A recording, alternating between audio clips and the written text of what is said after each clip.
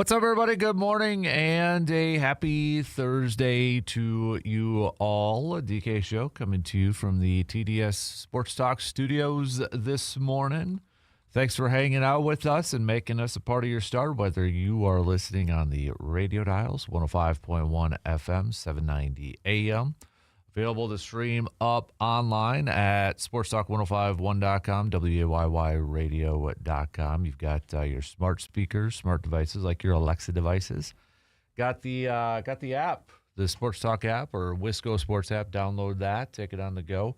Video stream is also up and rolling on YouTube. Don't forget to follow the YouTube page. Click that, ring that bell over there and follow the YouTube page. But multiple different ways for you to be tuning in. We've got that Shoe Doctor's bullpen line also up and rolling, 715-830-1912, and the Section 105 chat room on our video stream. What do we have on our game plan for us on this Thursday morning? Get the brooms out again for the month of May for the Brew Crew as they sweep the St. Louis Cardinals yesterday, and kind of in almost a typical Brewers fashion. They were getting no hit through going into the eighth inning, and Garrett Mitchell broke it up with a double. Luis Rengifo with a perfect bunt to put runners in the corners.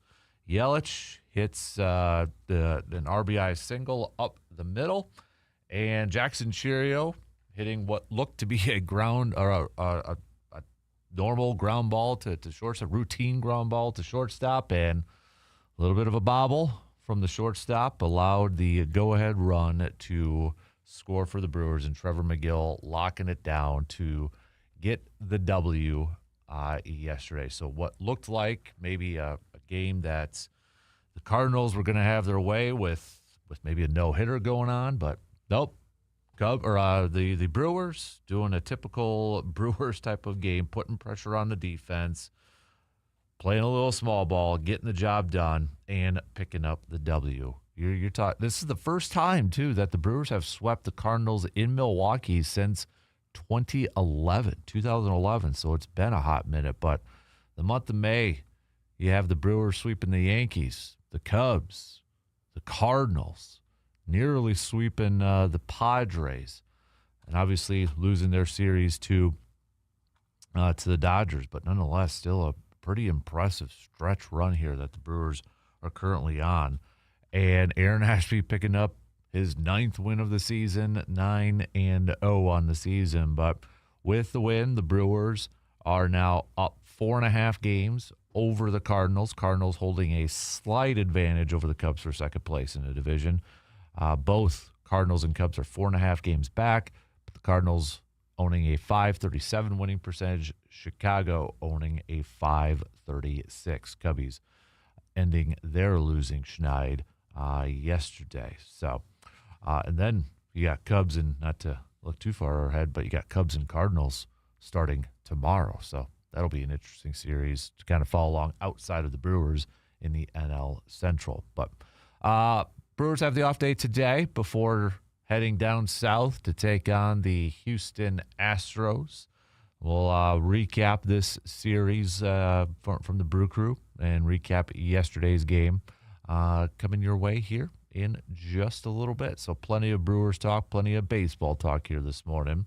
We'll throw a little football chat in here too. We have a Josh Jacobs update. Josh Jacobs was released from jail. No charges yet, pending further investigation. Josh Jacobs' lawyers' representations also coming out with a statement, and almost kind of reads as like a sort of a victory type of statement and such, but pending further investigations. So not over yet. Not even close, but maybe a potentially, at least the things that I've been reading and some people that I've been talking to, maybe a positive sign towards Josh Jacobs' side. But we'll go through the latest and that. And, of course, Matt LaFleur not taking any questions on it yesterday when he did talk to the media, just kind of reiterating the Packers' official statement. and such. But media was able to catch a little practice yesterday. Maybe you kind of followed along and saw some of the videos and saw some of the highlights, and maybe you're kind of overreacting to a lot of that stuff. But we'll go over some of the stuff that maybe popped out from practice yesterday and some of the other comments from Matt LaFleur besides Josh Jacobs, like Tucker Kraft, Micah Parsons, where they're at in their recovery process and such. So we'll talk a little football, talk a little green and gold here this morning. No tailgate outdoors. Jake is unavailable here this morning, so hold off on your questions until next time that we talk to Jake. So we'll do a little Takeover Thursday.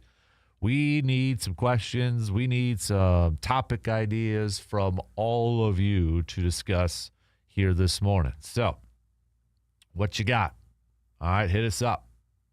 715-830-1912 on that Shoe Doctors bullpen line, or you can hit us up on the Section 105 chat room as well. So if you have a topic idea or you have a segment idea, send them on over. We're an open book here. All right, we want to get your thoughts and such. So we'll do a little Enough is Enough. What's the sports story? What's the sports take, the opinion, or whatever you may want to call it, that is kind of out there in the sports sphere that you're just kind of like, man, enough's enough with that. Enough is enough with this. So send those on over too. All right. What else? We might do a little game time too. We might play a little game coming up here a little bit later on. But otherwise, that's what you got. Stanley Cup playoffs too. We've got Carolina picking up a 4-0 victory, the Hurricanes over the Canadiens last night. So they are one win away from advancing to the Stanley Cup final, where they will be taking on the Vegas Golden Knights. So I had that. And then tonight with the NBA playoffs, Thunder are one win away from advancing to the NBA Finals, where the New York Knicks are awaiting their opponent. So that's kind of where we're at here for the postseason and such. So, but all right, that's your game plan here this morning. We'll take our first break and we'll get the leadoff going here. We're going to jump into it right away, and we're going to talk some baseball here and talk a little bit about the Brewers' win from yesterday. Chad Patrick getting the start, going 4 innings. Shane Drone going 2 innings. Aaron Ashby going 2 innings, picking up the win. And then Trevor McGill locking it down in the 9th, pitching just that 1 inning. So fantastic day from the pitching staff when, Cardinals, and give May credit. And this is one of the downer parts in this too, is like May was pitching a no-hitter heading into the 8th, and he gets charged with the loss. But that's kind of baseball and such. But credit to the bullpen for keeping the team in that position, only down just 1 heading into the 8th inning. So we'll talk some Brewers, recapping this series, recapping yesterday's win, and maybe some updates on some of the injured players like Jared Koenig and Brandon Woodruff. Maybe Brandon Woodruff will be returning here rather soon for the Brewers. So we'll take our first break, and then the leadoff coming up after these quick words.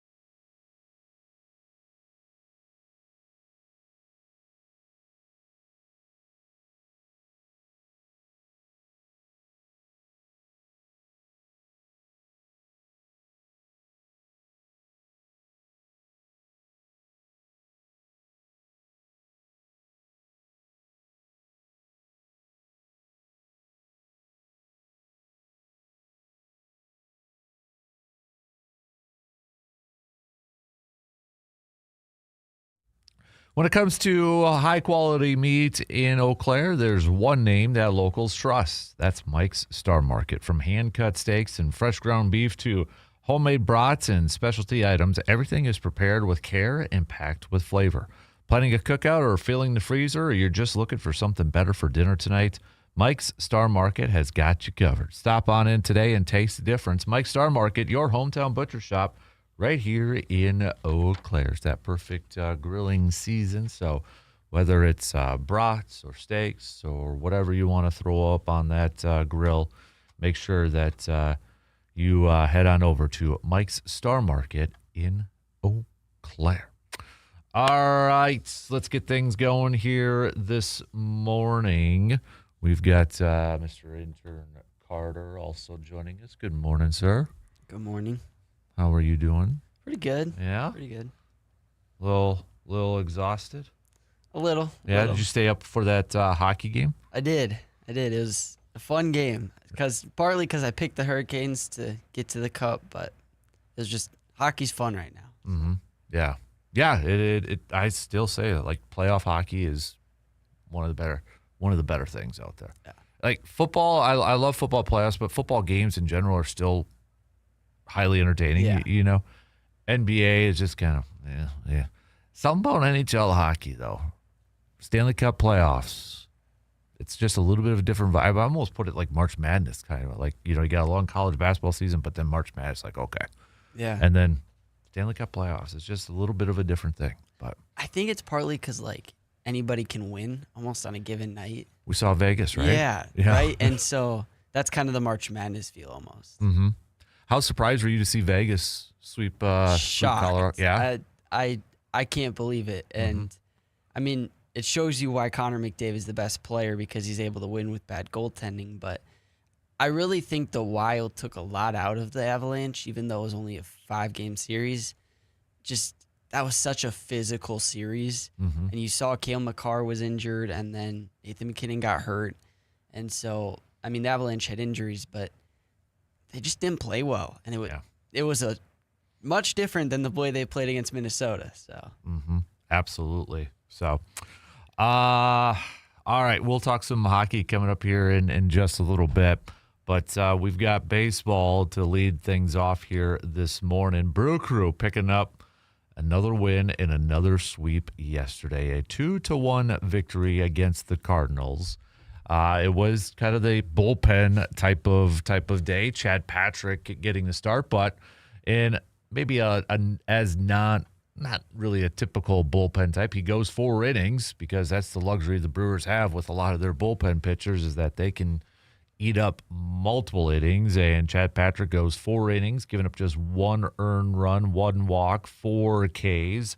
Shane Drowan comes in for a couple innings. Aaron Ashby for a couple, picks up the win. His 9th on the season, 9-0, and then Trevor McGill comes in to shut it down in the 9th to pick up his 6th save of the season.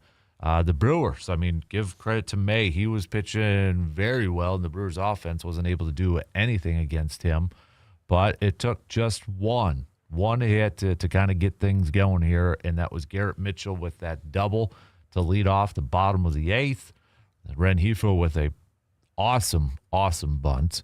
Runners on the corners. You had Christian Yelich, who was able to hit a single up the middle to tie it up to score the tying run. And then, thanks to a little bit of a bobble from Wynn at short, with Jackson Churio up at the plate, that allowed Sal Frelick to cross home plate to score the go-ahead run.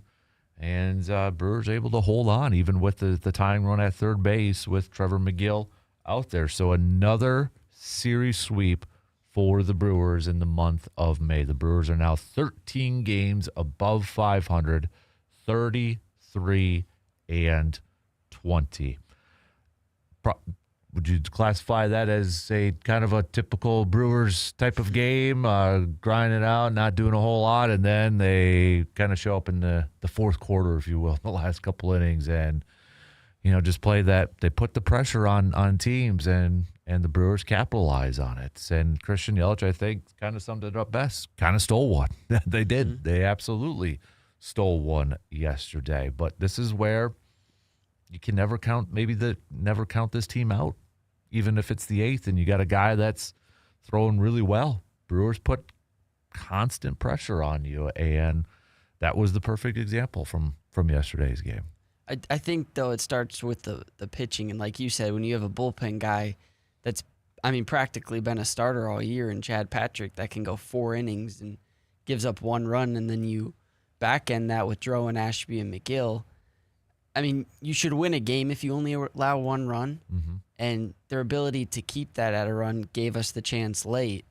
And you only needed, obviously, 1 run to tie it then. So all it did was an error by the Cardinals, and then you took the lead, and our bullpens figured it out. So, Yeah, and that's, again, the luxury that this Brewers team has, where if they have to go to a bullpen day, it's not, maybe what it was a couple of years ago or a few years ago when you go bullpen day, you got a guy that goes an inning, maybe 2, and then you got another pitcher that comes in, and then another pitcher, and then another pitcher, and then another pitcher. Brewers have starters in the bullpen, and I know they kind of talked a little bit about it yesterday. Patrick kind of just prepared for the game. Instead of preparing like he was starting, he kind of prepared for like he was coming out of the pen. And whether that maybe made a difference. And, he pitched well yesterday, and maybe there's just, kind of changing that mindset a little bit, preparing that like he was coming out of the pen. And I think that's been his strong suit as a pitcher. He's had good moments as a starter.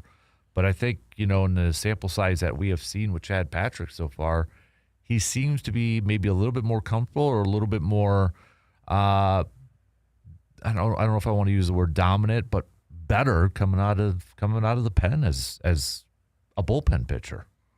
Yeah, and again, only allowed 1 run, 4 innings, only 5 hits, 1 walk, and I think what the Brewers struggle to control the game pitching wise, a lot of it's because of walks.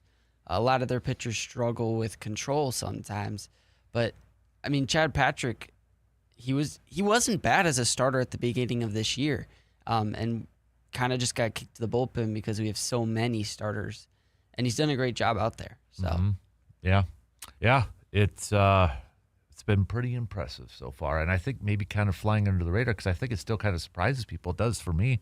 You look at Chad Patrick, and his ERA it's only 2 something. 2.60.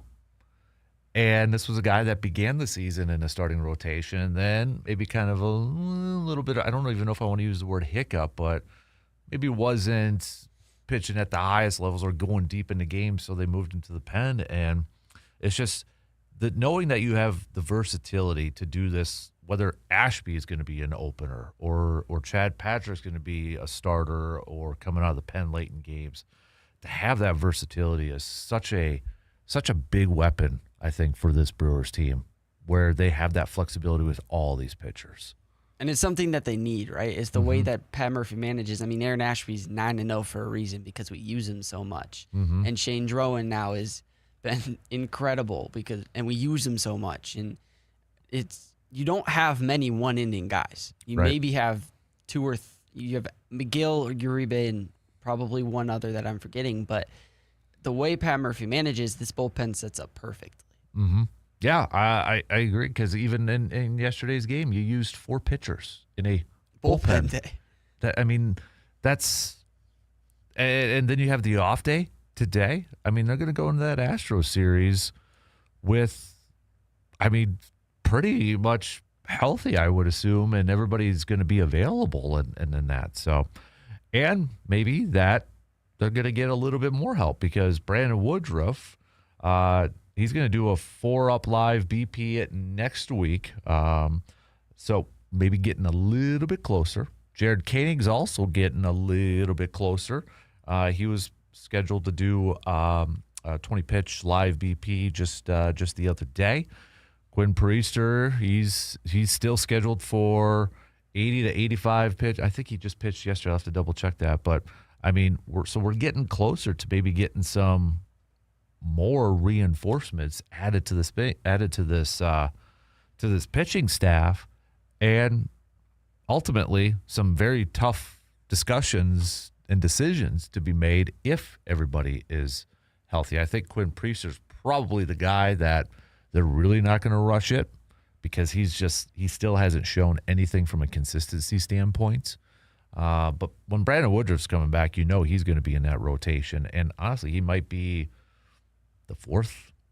If we kind of reset the starting pitching order, I know it's probably not the biggest deal, but if you kind of reset everything, he might be fourth in that rotation, which ain't too bad to have a guy like Brandon Woodruff to be your fourth guy. And I know Logan Henderson's on the injured list, so you kind of factor that in too. But man, when this pitching staff is healthy, knock on wood, and everybody's healthy, and if they could continue that way, this is a very dominant group, I think, from starting pitching staff all the way through the bullpen. And what's fun about it is, you're going to see him on the Brewers for a while. A lot of club control with the team, and that makes it even better. Likely Woodruff isn't going to be on the team next year, but other than that, you don't really have many starters leaving because they're all so young, and they're all so electric. So it's a lot of fun. Priester struggled in AAA, he didn't even make it an inning yesterday, only got 2 outs. Struggling with walks through 38 pitches, only 18 strikes. So I'll have to figure that out. But he's got time, and I think that's the biggest thing for the Brewers. They can wait on Woodruff. They can wait on Priester because their pitching staff has been one of the best in baseball without those guys. Right. So they have the freedom to keep him in AAA and to get him dialed in. Right. Yep, I agree. So, all right, we got to take a quick break. Let's talk a little bit about the Brewers' offense. Garrett Mitchell's been hitting well as of late here too. So it's been few guys that have just been really playing well from the plate here as of late. So let's switch gears and talk a little bit about the offense. We'll take a quick break and be back after these few words.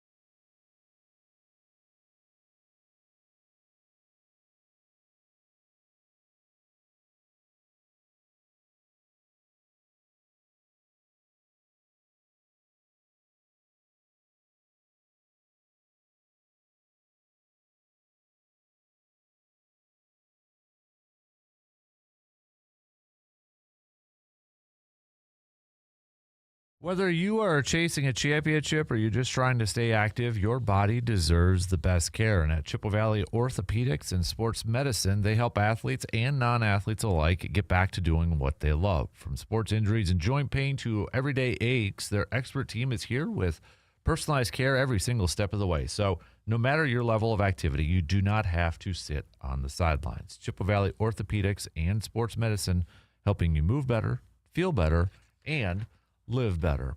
So we've been talking quite a bit about the Brewers pitching as of late, and rightfully so here. But offensively, while they only had 3 hits yesterday, the last few games, there's been a couple dudes who have really kind of stood out, and one of those is Garrett Mitchell. In his last 7 games, Garrett Mitchell has 2 home runs. He's hitting .318. He's got an on-base percentage of a .375, and he is slugging .636.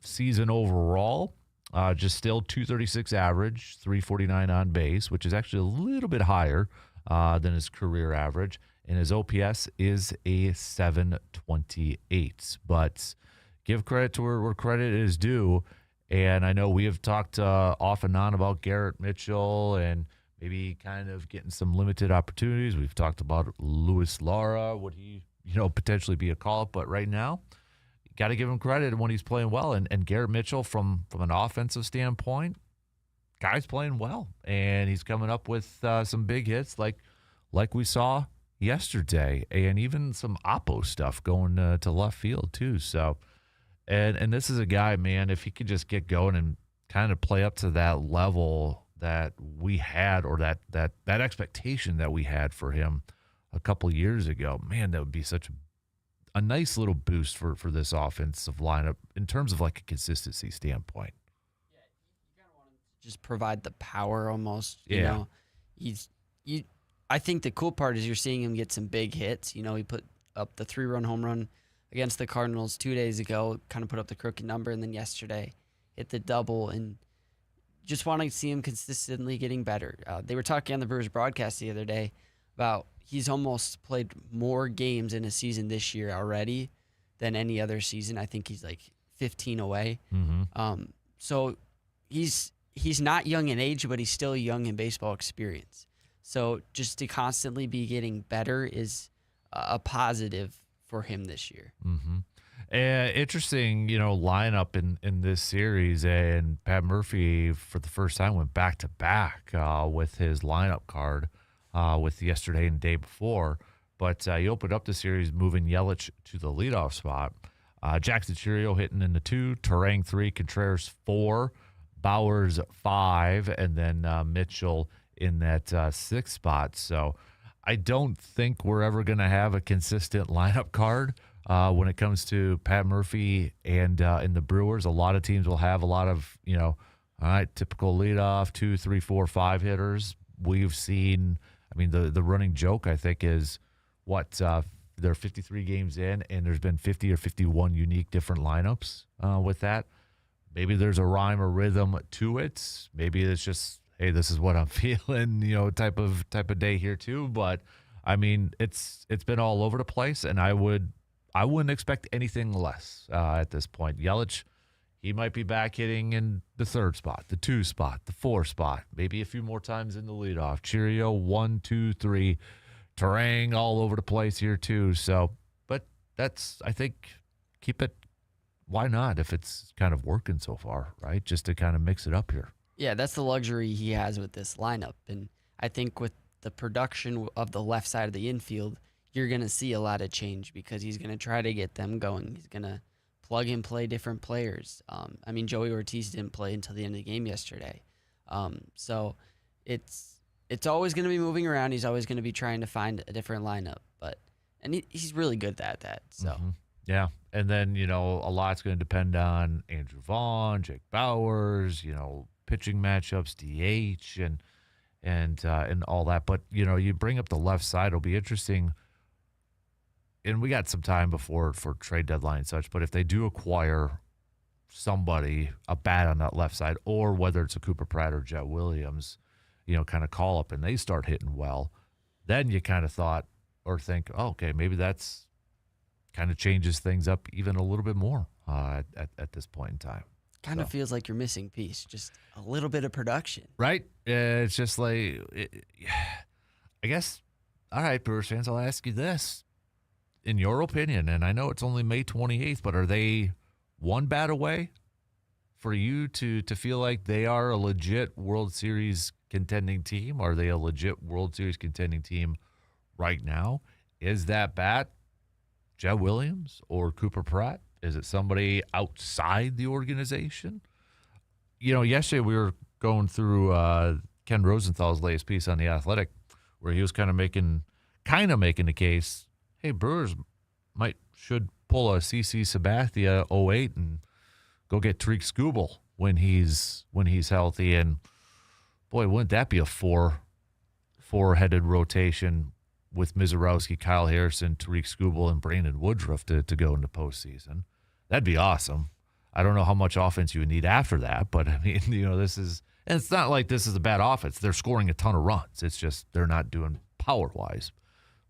Would you rather have them acquire a bat that might be a little bit of an unknown, or a Tariq Skubal who's a little bit more of a known type of player if he's healthy? That's the big question too. Is with that elbow coming back from an elbow injury, do you go with the four horses to lead your way and continue with this offensive kind of mindset, or you go get the bat, the sexy home run bat, the power bat sort of thing? Yeah, I think, in my opinion, I think they're just going to stay with the offense they've always had. Mm-hmm. I don't see a big change. I thought about Skubal as well. The problem is I think they've fallen in love with Jesus Mate, their top prospect in AAA, the top prospect in baseball. And so I don't think they want to trade him now. And I'd be okay with them not yes, trading absolutely. him. Yeah. Now they have a plethora of starting pitchers that they could trade. Maybe package a Logan Henderson with a Jet Williams and try to get that done. But you don't want to pay too much because Skubal is a one-year rental. He's going to get a massive deal on the market this year. And so, like you said, it is a CC Sabathia. It's 1 year. Now, would that be fun? Yeah. With Mizorowski and Skubal at the top of that rotation, that would be insane. Mm-hmm. But at the same time, you got to score runs to win games. And in the playoffs last year, it wasn't the pitching that was the problem. It was the offense. Mm-hmm. Yeah, it'll be and like Ken Rosenthal kind of threw out there too, it's going to be interesting to see how these teams that we talked about last week, you look at the top of the division leaders, it's the smaller payroll teams. How do they approach the trade deadline knowing that you got that labor talks coming up here? Does that factor in? That's the kind of, I think, the big unknown heading into a trade deadline. That's still a couple months away. But how aggressive are these lower payroll teams? I don't want to necessarily say small market teams, but lower payroll teams. How aggressive are they going to be before the trade deadline?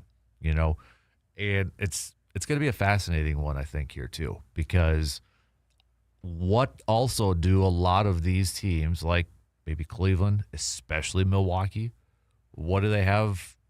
Probably a lot of good, young, cheap players in their farm system, right? So that would be attractive to some teams that may become sellers at that point. Yeah, I think the problem is for the Brewers, it's also like Bryce Terang is likely to leave because of the contract he's going to get. And you're getting no production from Joey Ortiz at short. And you really don't have a concrete third baseman.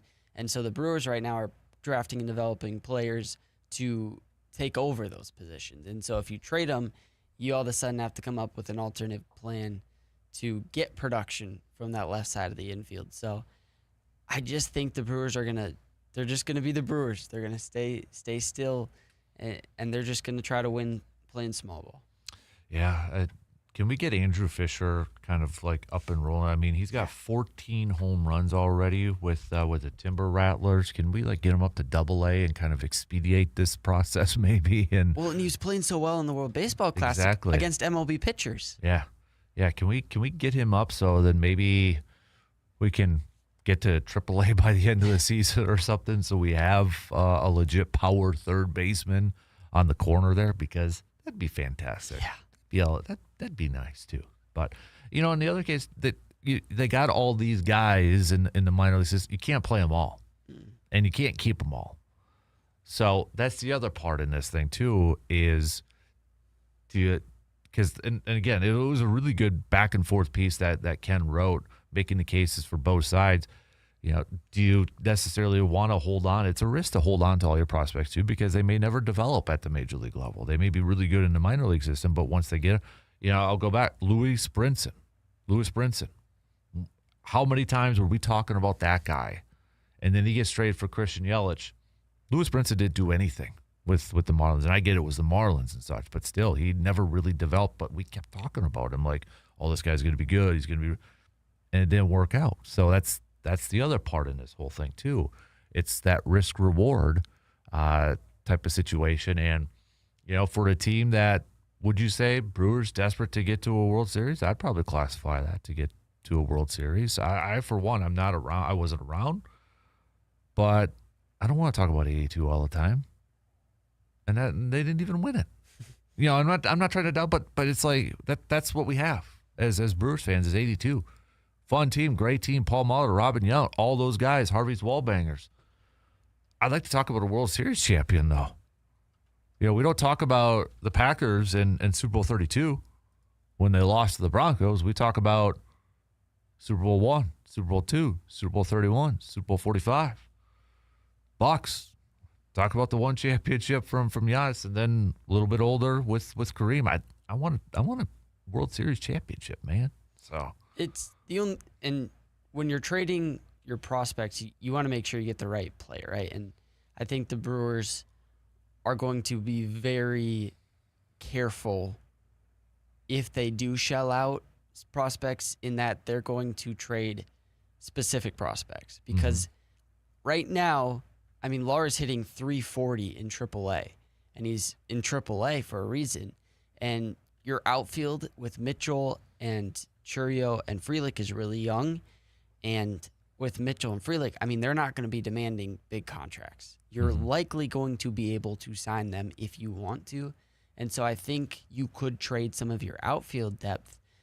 Again, I think they like their infield depth because they're going to want to replace those 3 spots on the infield in the coming years. Yeah. So when you look at the season right now as it is, Brewers are top 3, top 4 team in Major League Baseball, would you say? Yeah, I think so, and it's because of their pitching rotation. I think we just saw it. Dodgers would be above them. Yep. And probably Atlanta. We don't know, but I'd probably pick Atlanta above the Brewers. Mm-hmm. I'm picking the Brewers over the Yankees. Brewers swept them. Yeah. So, I mean, Rays would be the one that I'm a little bit leery on. That'd be a fun series. It would be. I'll give a slight advantage to the Brewers just for unknown.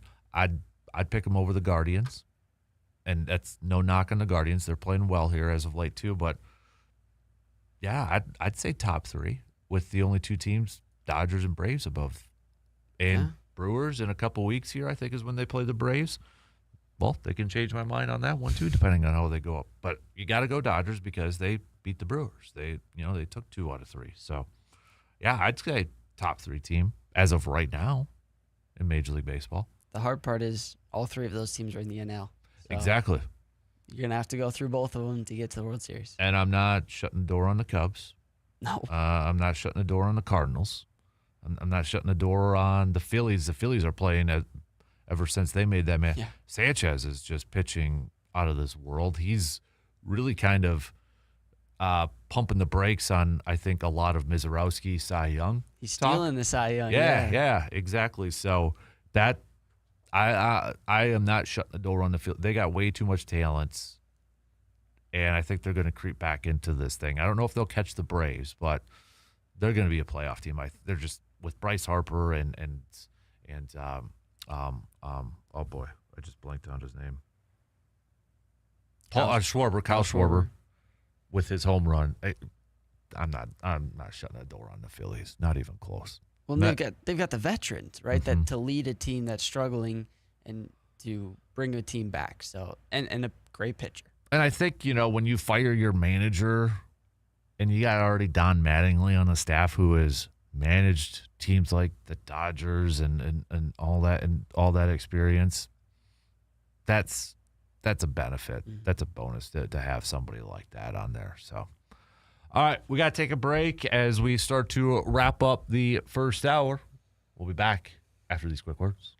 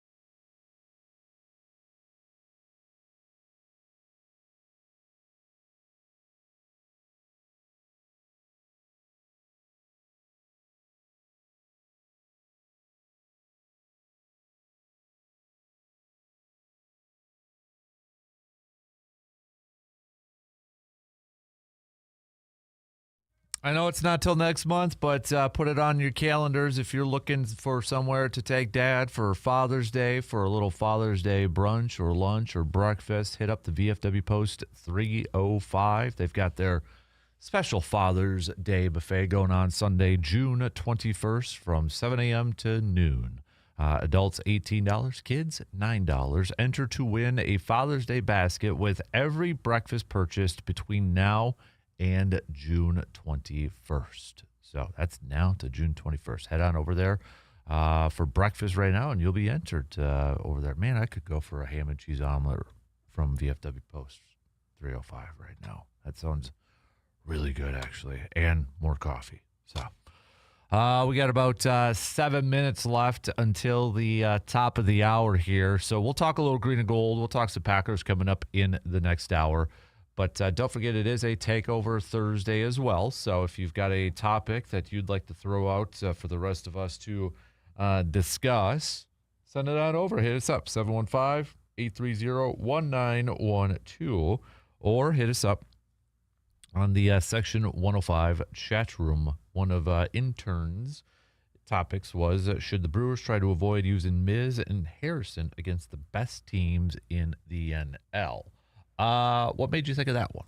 Well, I've heard it on a different radio station, and it was just, Miz has come out with a semi-new pitch I was reading, and last year they pitched him against the Dodgers twice, and he still did well in the postseason, but it kind of is like, because they're pitching so well, would you want to kind of shield them against the Dodgers? So they're not seeing him before, so it's new to them in the postseason. And Harrison's new, so maybe not let them see him either, so they have to adjust to his stuff mid-game instead of pre-game. Right. I think that's going to be hard, I think, just from, every 5 days. And such too. That's the other part. And then I think a lot would depend on standings, especially like if it's Cubs, Cardinals, or something like that. Those are the main ones that you want to win at this, at this juncture and such. But no, I get what you kind of want to catch them by surprise, so they're not used to them and all that. And obviously you need to win games, so that's more important than doing that. But we play the Braves coming up, like you said. Maybe pitch a different three, or obviously, like you said, it depends on where you're at in the standings. So I think that matters more. But if you have the opportunity, like last year, where you're so far ahead, and maybe you do just throw a bullpen arm against the Braves or something like that. Maybe more towards the final month of the season too, if you got a little bit more control on that too. Yeah, it's tough because pitchers are also creatures of habit. Those every 5 days or 6 days or whatever the case may be too. So it's going to be tough. But also, when you've got a dude like Mizorowski, you would hope that if they are a Cy Young or a dominant pitcher, it doesn't matter how many times that they go up against that team, they should take care of their business. And I think he showed he can. He's by far exceeded the expectations I've had so far. Yeah. Not going to let it continue. That's the scary thing, though, too, with him and Harrison. I feel like they're still going to get better because they're still young and inexperienced. I feel like they're going to continue to get better. I think maybe Harrison's Bizarowski's ceiling is higher, but I think Harrison maybe has more that he could get better at if that makes sense. Because he's just into this Brewer system. He's just into this Brewers pitching lab that I think there's more that, Chris Hook, Jim Henderson, those guys can work with Harrison.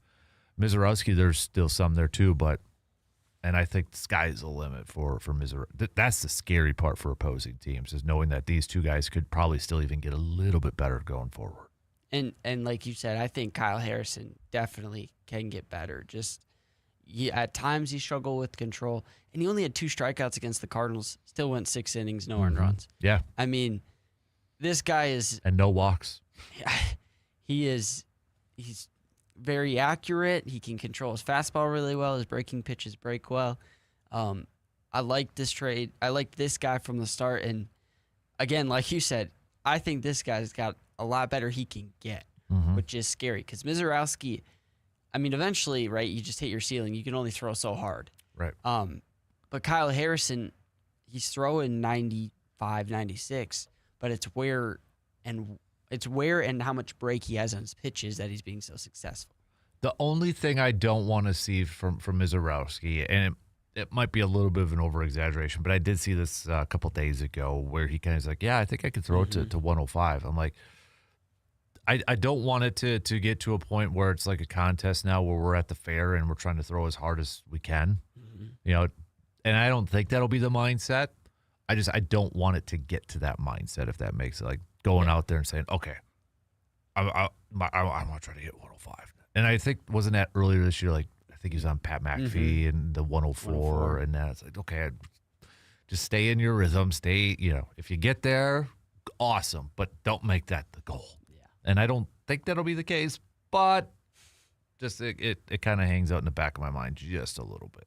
Mm-hmm. So, all right, shot clock's going to cut us off. So coming up next hour, we'll talk a little green and gold and updates on the Josh Jacobs situation, plus a little bit of Packers practice stuff yesterday. Again, I don't want to overreact to a May 27th OTA practice, but yeah, we got a little bit of a glimpse of maybe what the depth chart kind of looks like for the Pack, plus some other comments from Matt LaFleur when he chatted with the media yesterday. So we'll hit that up. Also, don't forget to send us your Enough's Enough. What's a sports opinion, sports take, where you're just like, man, enough is enough with this.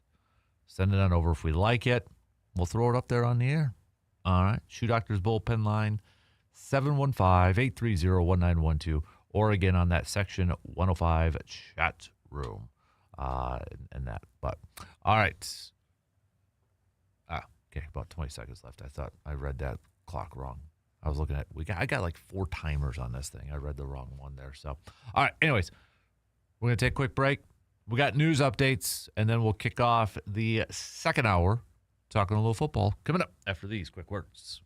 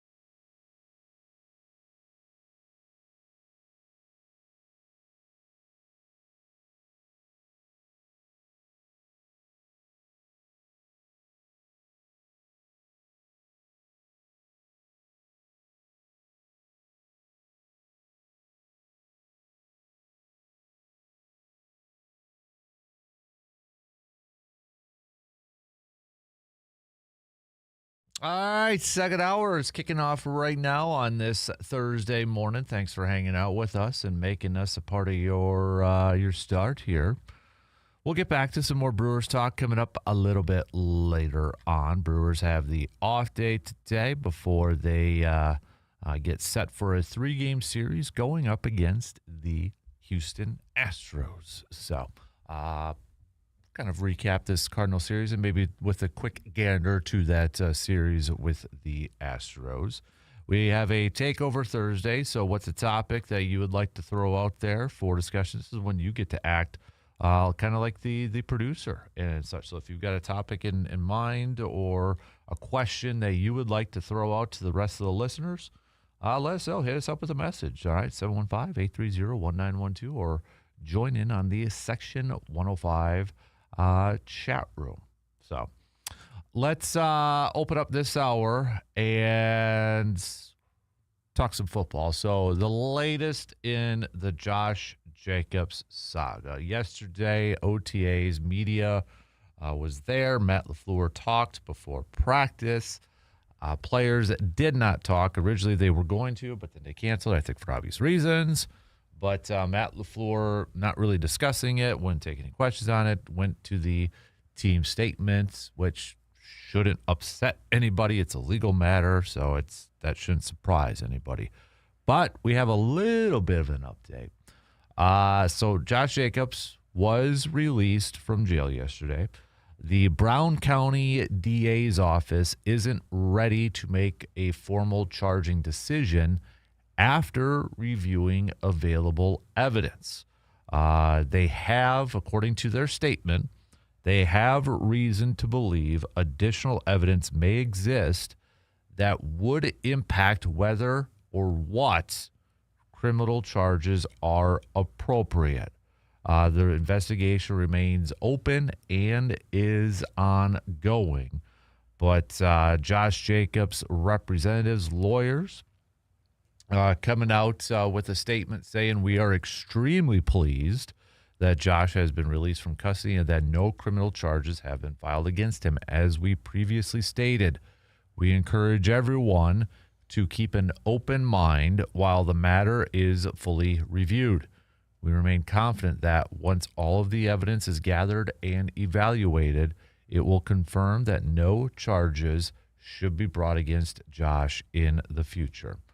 I also know that TMJ, I believe it was TMJ, has some of the audio out there from the 911 call from a couple different people. It was a neighbor and then a woman on there too. So there's that's out there.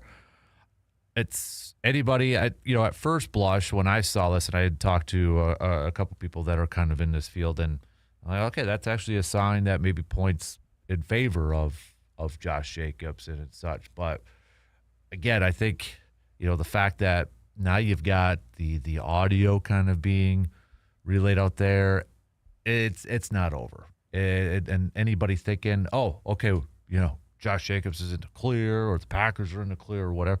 No, just kind of pump the brakes here. It's probably gonna be a hot minute. Probably maybe I don't even want to put a timeline there because I'm not even sure, and I don't want to pretend like I know. But it's not going to be over with at this point. So, but the people I did talk to said it does. If they had a thought, just kind of based off the wording on that, it might be and you can kind of tell from Josh Jacobs' lawyers' letters that they kind of view this as a positive sign in their direction. Mm-hmm. But still, it's a ways to go here. So yeah, it's definitely not over, and you're just hoping for the best right now. But I also think that, from a person's point of view, Josh Jacobs may have done something wrong. It's always hard when you're an NFL running back, when you've got money. Mm-hmm. It's hard to know.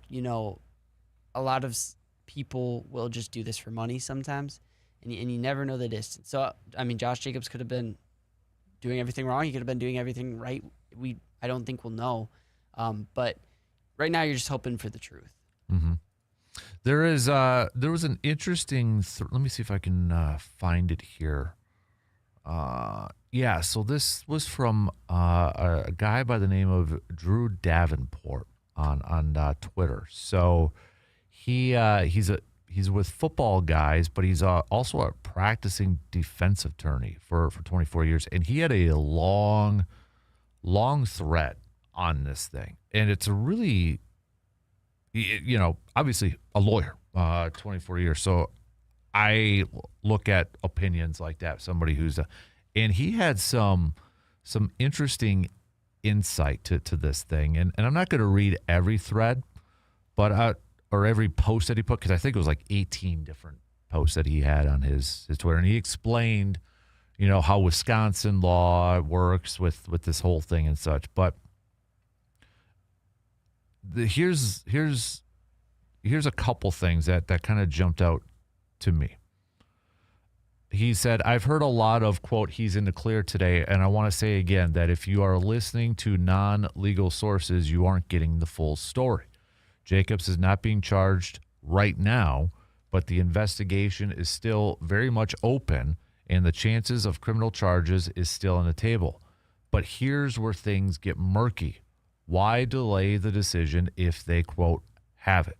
I think that's the crux of the legal issue as we sit here today.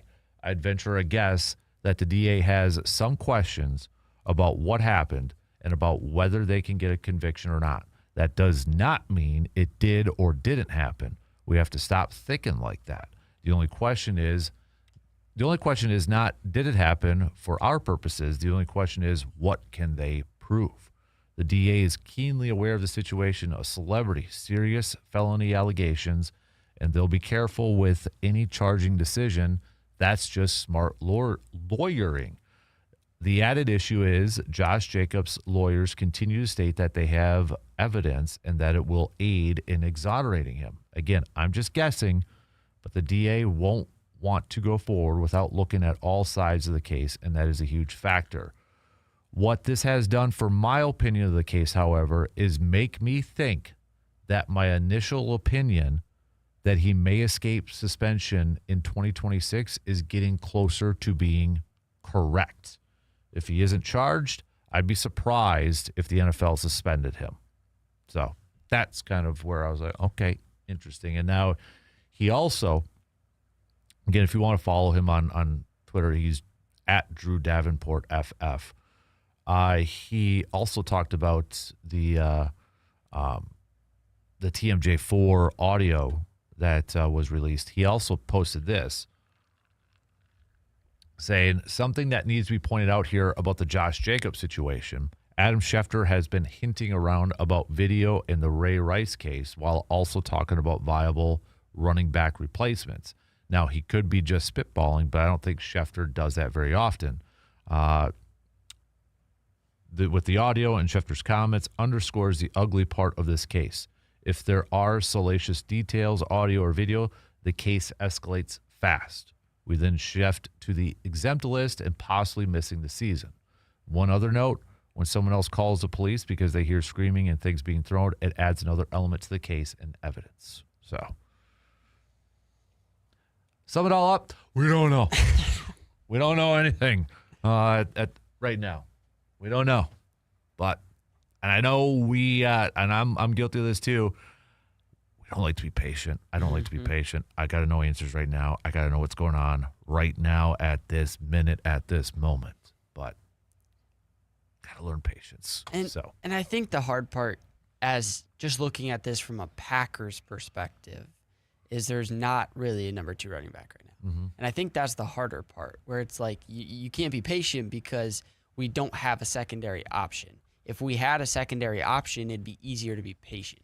Mm-hmm. But you kind of need to know if you're going to have your star running back for the season and whether you should be looking for a replacement back or not.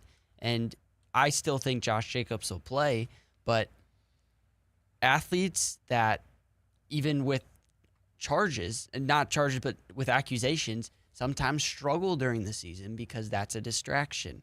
So even if he's going to play, you may need another running back to aid him because he may not be as good. And that's just the fact of life. We talked about mental health with Jair a couple weeks ago. Good point. Well, Josh Jacobs may be struggling with the same thing after all this. So, and you want what's best for him as well. Mm-hmm. So you kind of have to look at it in a broader picture almost. That's a good point. That's a good point.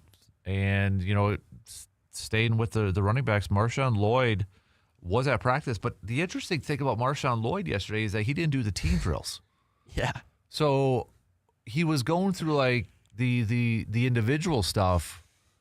But why was he doing team drills yesterday? He's probably injured. I don't know. It's like that to me was the kid. Maybe they're slowly bringing him along and trying to really preserve him at this point. But that when I saw that, I'm like, well, what? Like, did something happen, or are they just being patient and cautious because it's just May? That's what I'm hoping is the case. But According to Matt LaFleur, it's a managed comeback. all right, well, whew. I think that managed comeback really escalated after the Josh Jacobs thing. Yeah, but he's had a whole offseason to get healthy, and we are still managing his comeback. That's what that tells you something about him. Yeah. Yep. A couple of notes from, again, I don't want to overanalyze a May 27th OTA practice. I guess the things I look at is kind of early indications of what depth chart is during team periods and such. So, number one offensive line, no surprises. Jordan Morgan, Aaron Banks, Sean Ryan, Anthony Belton. Darian Kinnard was the right tackle because Zach Thomas is still rehabbing from his knee surgery and that. So, no surprise there. Chris Brooks, as we said, because Marshawn Lloyd did not take a team snap, Chris Brooks took the first reps, running back reps. The nickel defensive group.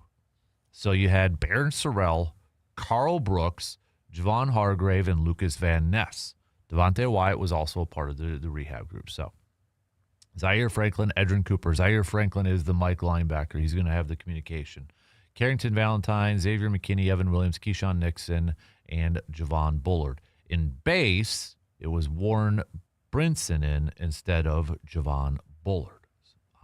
But just kind of gives you a little bit of a glimpse of what that, honestly, that's kind of what I take away most from these early stuff is the depth chart. Who are the early leaders in terms of those starting spots and those maybe primary backup ones? But Brandon Cease got some time. I saw Wes Hodequitz kind of throw this out there. Going back to he said there was a time going back to the McCarthy years when you'd rarely see rookies with first teams and OTAs, but both Brandon Cease and Chris McKellen working in the rotation with the starting defense in split squad. So I noticed a couple of Packers beat reporters who were there too that said interesting coaching technique from Cam Acord. He has the punt returners holding a tennis ball that they have to toss up when they catch the football, then catch the tennis ball as it comes down. I love these special teams drills that some of these people come up with. Maybe it helps them, but there was one too with this. It just popped up on my feed again. I think it comes up every year. The Packers receivers. Used to be a drill back in the day where all the receivers would line up and try to distract the one receiver from catching it. And it was like really close to the jugs machine, so it was like coming at you fast. So all these fun ones out there. Anything that can help our special teams. Yeah, right? Anything. So, all right, tell you what, we got to take a quick break. We'll talk some more football, though. If you want, you can send us your thoughts. We'll be right back after these few words.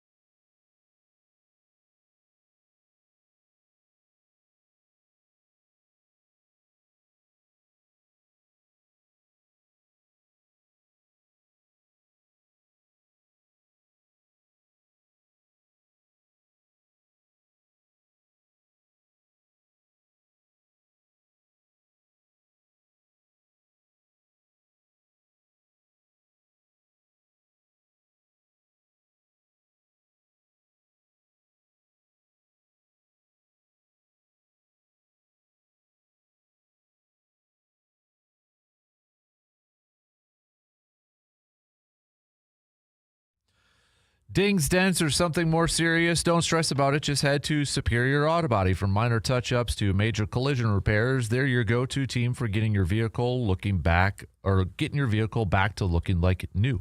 With experienced technicians and attention to every detail, Superior Auto Body takes pride in doing the job right the first time. So when life happens to your vehicle, trust the team that Eau Claire drivers rely on. That's Superior Auto Body, your go-to place for all of your auto body needs. Surveyor saying at this point, Marshawn Lloyd, wrap Marshawn Lloyd up in padding like Jake's mom does in Little Giants, because at this point we need him for the entire season. So I think Marshawn Lloyd, we've talked a little bit about this, probably around the draft or shortly after the draft. When you talk about maybe the most to prove or the most to, I don't want to say key. I don't think that's the right one. But Marshawn Lloyd, I think, has moved up in the importance level of this Packers team just because of the uncertainty surrounding the running back spot. And again, we don't know how this is all going to play out. But even before this in the draft, we talked about his running back a need just in terms of depth behind Josh Jacobs. And I really hope this doesn't come back to bite them in the butt, that it stops Green Bay from going to a potential Super Bowl, where if we get in the season, it is clearly obvious they're struggling to run the football. There's time. I mean, they've made moves like this, not saying it's going to happen again, but in that 2007 season, they went in with Brandon Jackson as their number one guy, but it wasn't necessarily a great running game. And they acquired some guy by the name of Ryan Grant, and that ended up working out. It's just, that's an example of it working out. There's been other examples where it hasn't worked out, a.k.a. Cedric Benson and that. So we'll just got to learn, practice patience as much as that hurts to do. Other comments from Matt LaFleur, though, yesterday. And, this was before practice and that, but he talked about Tucker Kraft and Micah Parsons, but he said he expects Micah Parsons will open training camp on the PUP list, but he is hopeful that Tucker Kraft may be available for the start of training camp. He said decision hasn't been made yet. He said, though, that Tucker Kraft looks good, and he gets itchy because looks like he could go out there right now. So maybe some positive stuff there. But going back to Marshawn Lloyd, Matt LaFleur did say, quote, "I think he's done everything he can in his power to put himself in the best possible position, but he's just going to have to go out there and prove it." Everybody was in attendance except for two people. One was Josh Jacobs, and the other, Micah Parsons, but he apparently is expected to be there soon. The list was fairly long, though, for guys who were still rehabbing and, not participating participating in practice.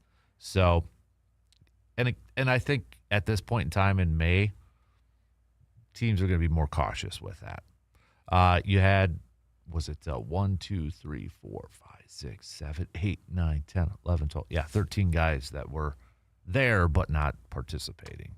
So, what I found interesting is what you said it I think it was a couple months ago when they released McManus. You said mutual parting of ways. That's what it was. McManus kind of saw the writing on the wall and was like, just, you can release me now then. Yeah, it was LaFleur kind of talked about trying to give Trace Mack as much opportunities as possible, but also helping out McManus so he could find another opportunity quicker. And, this is going back to when they drafted Anders Carlson and they didn't have veteran competition in camp for him. I don't know if this is the right way to go about it. I understand both sides. I completely understand, a veteran probably, no, I don't. I'm a veteran. I'm the guy that's been here, but you traded up in the draft. I'm already kind of having to go out there and try to win a job. I want to take my chances elsewhere because I feel like my chances aren't there. And I get it from a Packers perspective. You want to get as many opportunities for your kicker, your new kicker, as possible. But would it benefit to have a veteran there to have a little competition and maybe just kind of emulate how you go about practice in that? I think there's cases to be made on both ways. This is why I always feel, I'll go back to this. Can we hire a kicker as like an assistant special teams coach? You know, like can we get some I know Mason's doing some radio and such, but can Mason Crosby come in as like a special assistant at times and just help out the young kicker? How you prepare, the swirling winds of Lambeau Field.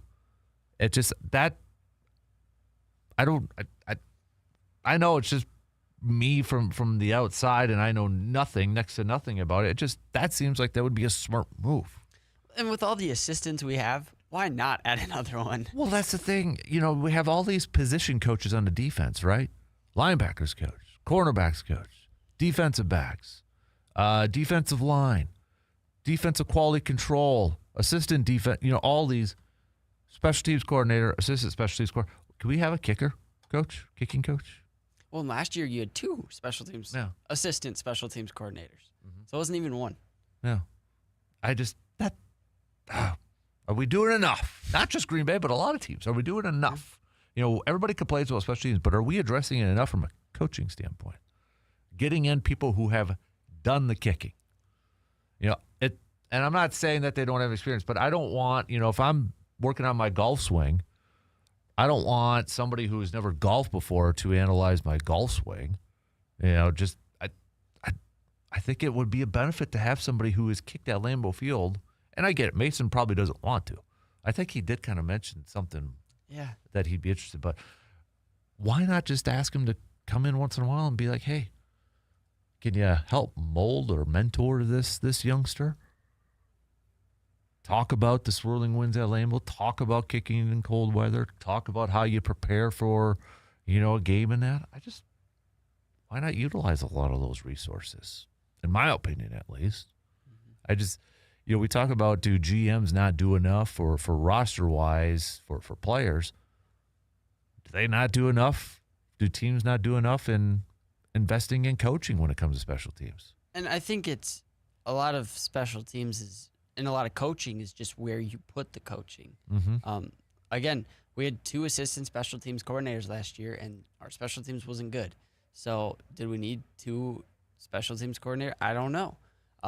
But maybe get rid of one of those and, like you said, bring in a kickers coach. Or you named off all the defensive position coaches we have. Like, I mean, I don't think it hurts. Like, what does it hurt to bring in another coach? I don't think it hurts at all. I mean, look at baseball. Brewers have like 3 hitting coaches. Yeah, and Daniel Vogelback's one of them. So they have like 3 hitting coaches, 2 or 3 hitting coaches, and then an offensive coordinator. You've got Chris Hook, a couple pitching coaches. I mean, even in basketball, there's teams that have shooting coaches. Let's bring in somebody who specializes in kicking that can work with punters and kickers. Let the coordinator work on coverages and, you know, whether it's fake punts or fake kicks and that. Just get a specialized coach in here. Really kind of help utilize your resource. Maybe, I don't know, also finding somebody who's had success at returning a kick. I don't know how much that, I feel like the kicking one would be more of the specialty there, but why not? Mason Crosby said if somebody offered him a job, he would do it. So why not utilize that resource? I don't understand that. Somebody explain it to me. Why, if somebody who has kicked, because I think a lot of these special teams coordinators are not kickers or they don't have experience playing kicker. That's a different breed. Yeah. Right? That's a different mindset. Why not go out there and do that? Enough's enough with this that teams aren't doing this. Not just Green Bay, but, and maybe there are some, but it just, that boggles my mind a little bit. Mm-hmm. Why not? You look at quarterbacks coaches. How many of them have played quarterback? A lot of them, right? You're not hiring more times than not a quarterback. Now, I get it. There's been other positions like Edgar Bennett was coaching receivers, and he was a running back in that, but at least, he played on the offensive side. And, but come on. Your quarterback's coach is probably somebody who has played quarterback or has worked with quarterbacks. Let's get some special teams help with guys who've kicked the dang football before. And like you said, Mason Crosby kicked in the cold weather, kicked in Lambeau Field, kicked. I mean, you want He's somebody, still in Wisconsin, I think. I mean, come on. You want somebody that can relate to the yes. weather. So. I mean, you're bringing in Joe Thomas to help out Tucker Kraft a little bit. Come on. Training camp, maybe just for training camp. Or do something. Please. Just do it, Matt. Pick up the phone and call. Mm-hmm. And let Mason do his radio show from Green Bay. Okay. It's only for a couple hours. All he has to do is help him kick. Yes. Just, hey. Half hour. This is how I prepared. When we're on the sidelines, when the offense is on the sidelines, this is what you do. This is how you prepare beforehand. Watch for this is what I always watched for. Cold weather at Lambeau Field, where the flags go. That. And Mason's a really good golfer, so he probably utilized a lot of that stuff into it. But all right, we got to take a break. We'll be back in just a few minutes.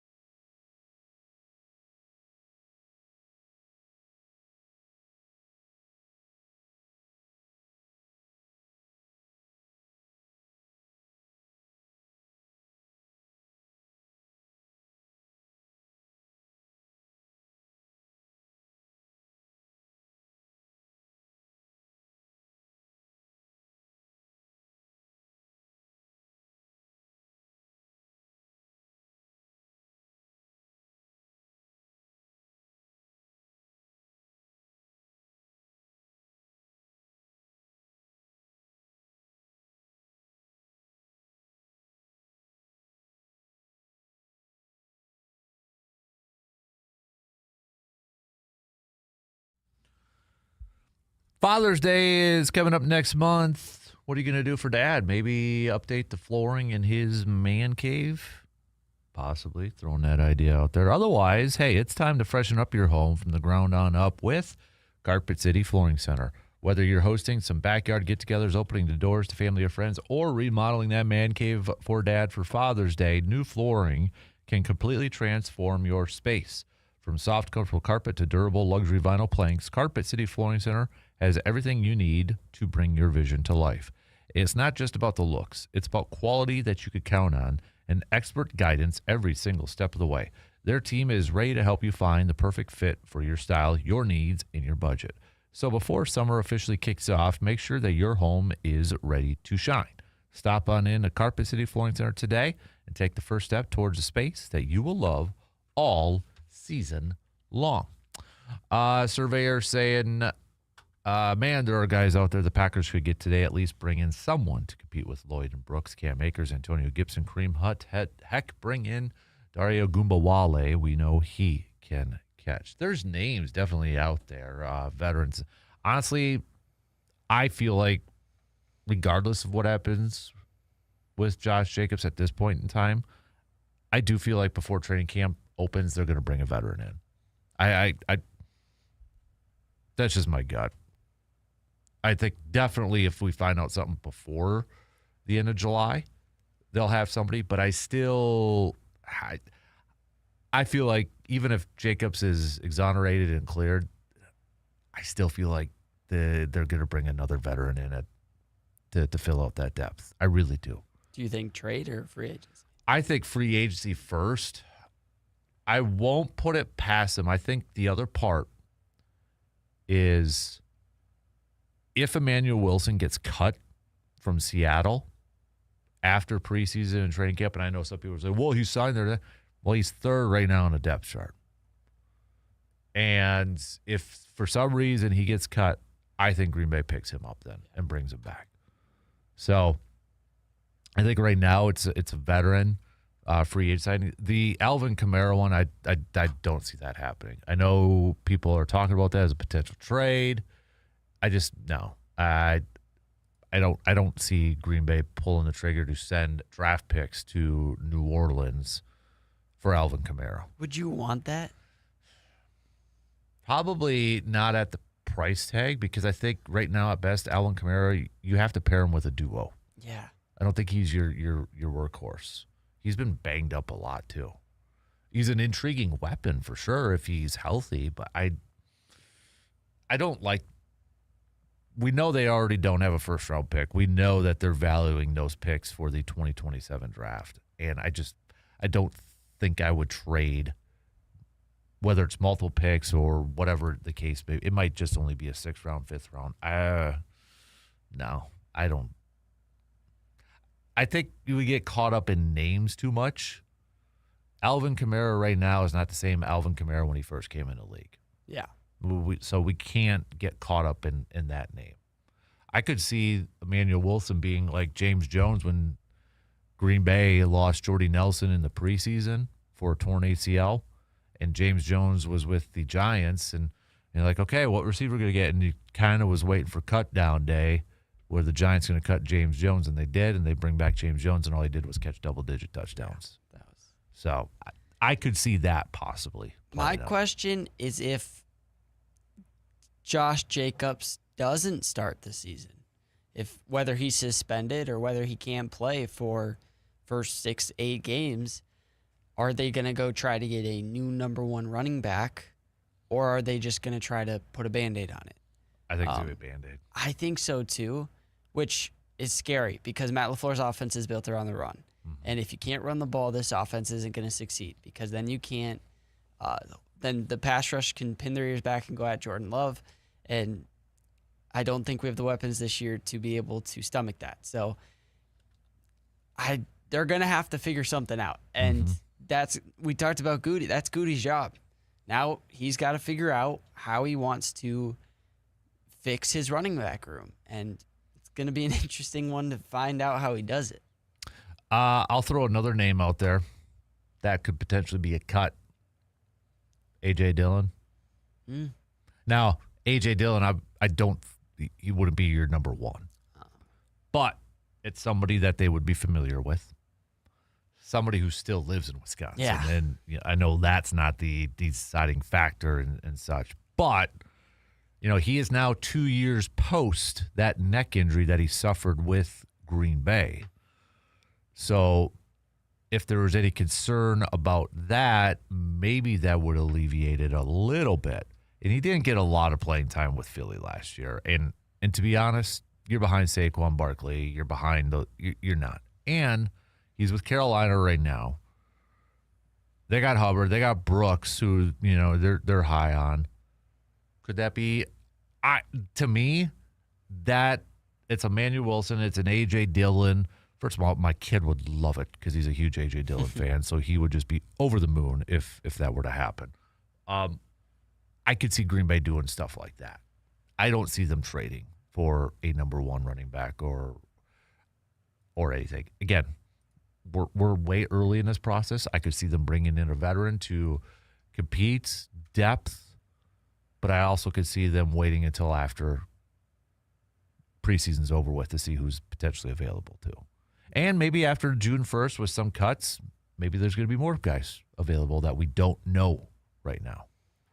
Yeah, I don't know. Like, you have Marshawn Lloyd and Chris Brooks. If we don't think that could do the job, is A.J. Dillon going to be better? No. It would be a strictly depth thing. And Matt LaFleur's offense needs a running back. They need somebody like Josh Jacobs fits perfectly. And I think Matt LaFleur kind of molded his offense around Josh Jacobs. Mm-hmm. But you can't go from Josh Jacobs to Chris Brooks. Your offense will stall. And Elvin Kamara is not Josh Jacobs, right? He's not the ground and pound guy. I've seen James Conner, but James Conner's old. That's probably not a guy anymore that could do what Josh Jacobs can.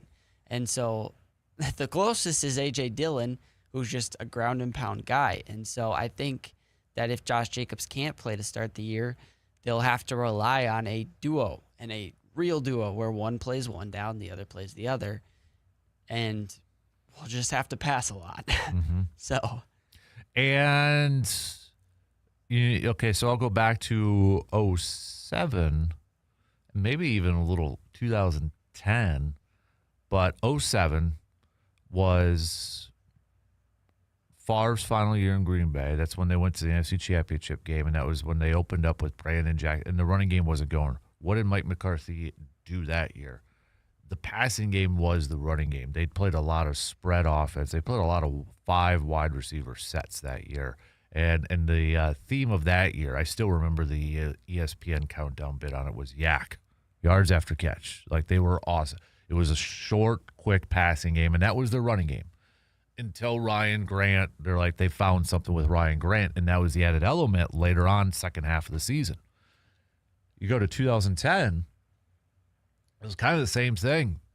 They didn't really have much for a running game, and then all of a sudden James Starks is healthy as a rookie, comes in, and second half of the season, they don't go to the Super Bowl. They don't win the Super Bowl without James Starks. He was an incredibly valuable player to that. So is that something, we're trying to figure this out in May. They may not figure that out until during the season. Yeah. And maybe it's an adjustment. What's an area of strength on this team right now? Well, they got some pass catchers. Mm-hmm. Obviously they lost Romeo Doubs, but you still got Watson. You got Tucker Kraft coming back. You got Matthew Golden. You got Jayden Reed. You throw a little Sky Moore in there to some reverse stuff. Heck, Bo Melton's got some speed on there if you really want to look at it. So, they've got depth there. Is that the way to do it? A quicker passing game, getting the ball out quick? That's where we got to see the creativity if they don't have that running game going. And I wouldn't mind it because our offensive line struggled to run block last year. Mm-hmm. We're pretty good in the pass blocking, and that's kind of how our offensive line is set up this year. Again, pretty good pass blocking. We'll see. I hope they got better run blocking because they needed to. But if that's what we have to do, then that's what we have to do. And Jordan Love's going to have to show that he can handle that. And he should be able to. But I don't know if we have a running back on the roster that's capable of that. I know Chris Brooks is mainly a blocking running back, and I have no clue what Lloyd is. I think if they were to sign a veteran, let's say it's a veteran that's out there, at best, it is going to be running back by committee. Yeah. It's not going to be a guy that is a Josh Jacobs that is going to be, you could keep out 3 downs. There's no available guy out there right now where you could say that's our lead guy now. At best, it's running back by committee. And given, again, if we assume that Jacobs isn't going to play, that's the best approach to go with Lloyd, so you're not counting on him a lot. Chris Brooks can just be your 3rd down back, which it seems like he's best suited at. And you just go back and forth between whatever veteran it is and Marshawn Lloyd. Mm-hmm. You know, if Marshawn Lloyd would have been healthy and we got to see him more, I think you were probably feeling more confident. It's just, we don't know. It's a big old question mark. Well, and he was a 2nd-round pick, so he was supposed to be good. Mm-hmm. And I wish he would have stayed healthy because he could have been the number 1 right now. But now he just needs to stay healthy. It's kind of like Garrett Mitchell almost. Like, that's honestly the name I was thinking about too. Stay healthy. Let's see what you can do. Mm-hmm. Yep. All right, we got to take a quick break before we head into halftime. We'll be back after these quick words.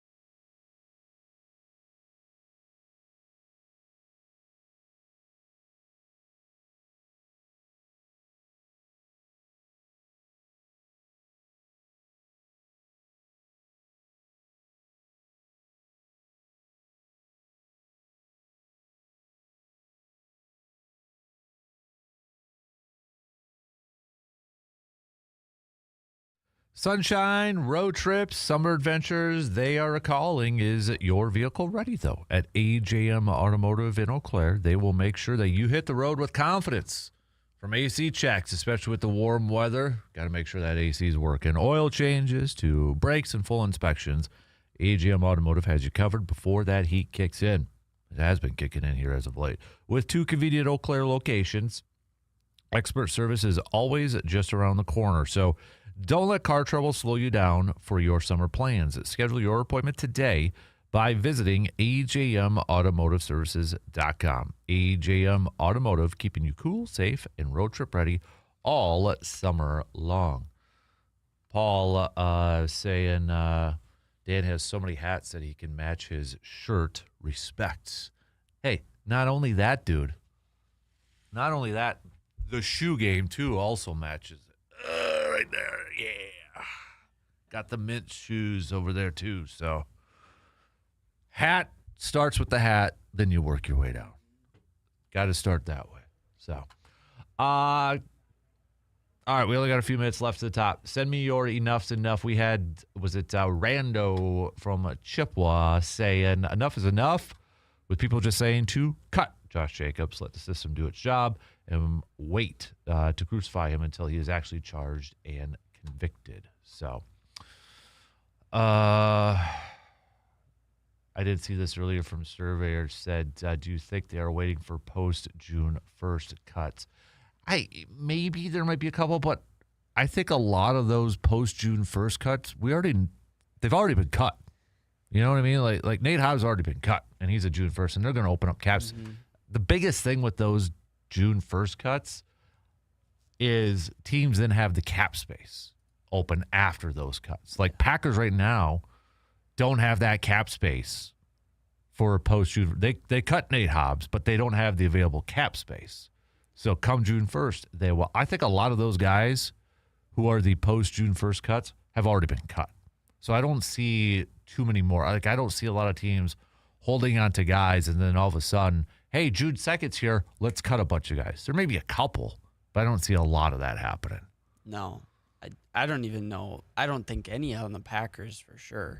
Yeah, like I said, like Nate Hobbs was a post-June, but they already cut him. Mm-hmm. He's already with the 49ers. It's just the biggest thing with those is June 2nd, June 1st, June 2nd, Packers will have that available cap space. That's the biggest thing. So it's not like there's going to be a plethora of available guys on the market. I think you could see a couple trades, but that's just for salary reasons. Mm-hmm. Yeah, and we've seen it the last few years too, especially really in training camp and preseason. Before cutdown days, teams trading players because they want to make sure they get that guy, and that guy's not on waivers, and they want to get a crack. So we've seen an increase in that. I haven't. How was I going to say this? I don't know. I feel like it's not going to happen until right around training camp at this point. So, all right. Continue to send us your thoughts, your Takeover Thursday questions, segment ideas, your enough's enough. What's a sports take, sports opinion, sports topic out there where you're just like, enough is enough with that. We're going to get back to some more baseball talk coming up in the next hour, so we'll hit that up. Also, we'll continue some football chat here too, but we've got Stanley Cup. We're getting closer to getting that finals matchup. We may know the NBA finals matchup coming up here if the Thunder can get it done tonight against the Spurs. Or will the Spurs force a Game 7? So I know maybe not a lot of people paying attention to hoops right now, but that's going on out there too. So we'll touch on that just for a little bit. So, but plenty more Brewers talk coming up here, recapping that series win against the Cardinals from yesterday. Off day today for the Crew before they take on the Astros. So, and coming up in a couple weeks is going to be another big stretch of games here for the Brewers in the middle of June. We'll kind of give you a heads up on that too. So, But what else do we got? We got a couple more.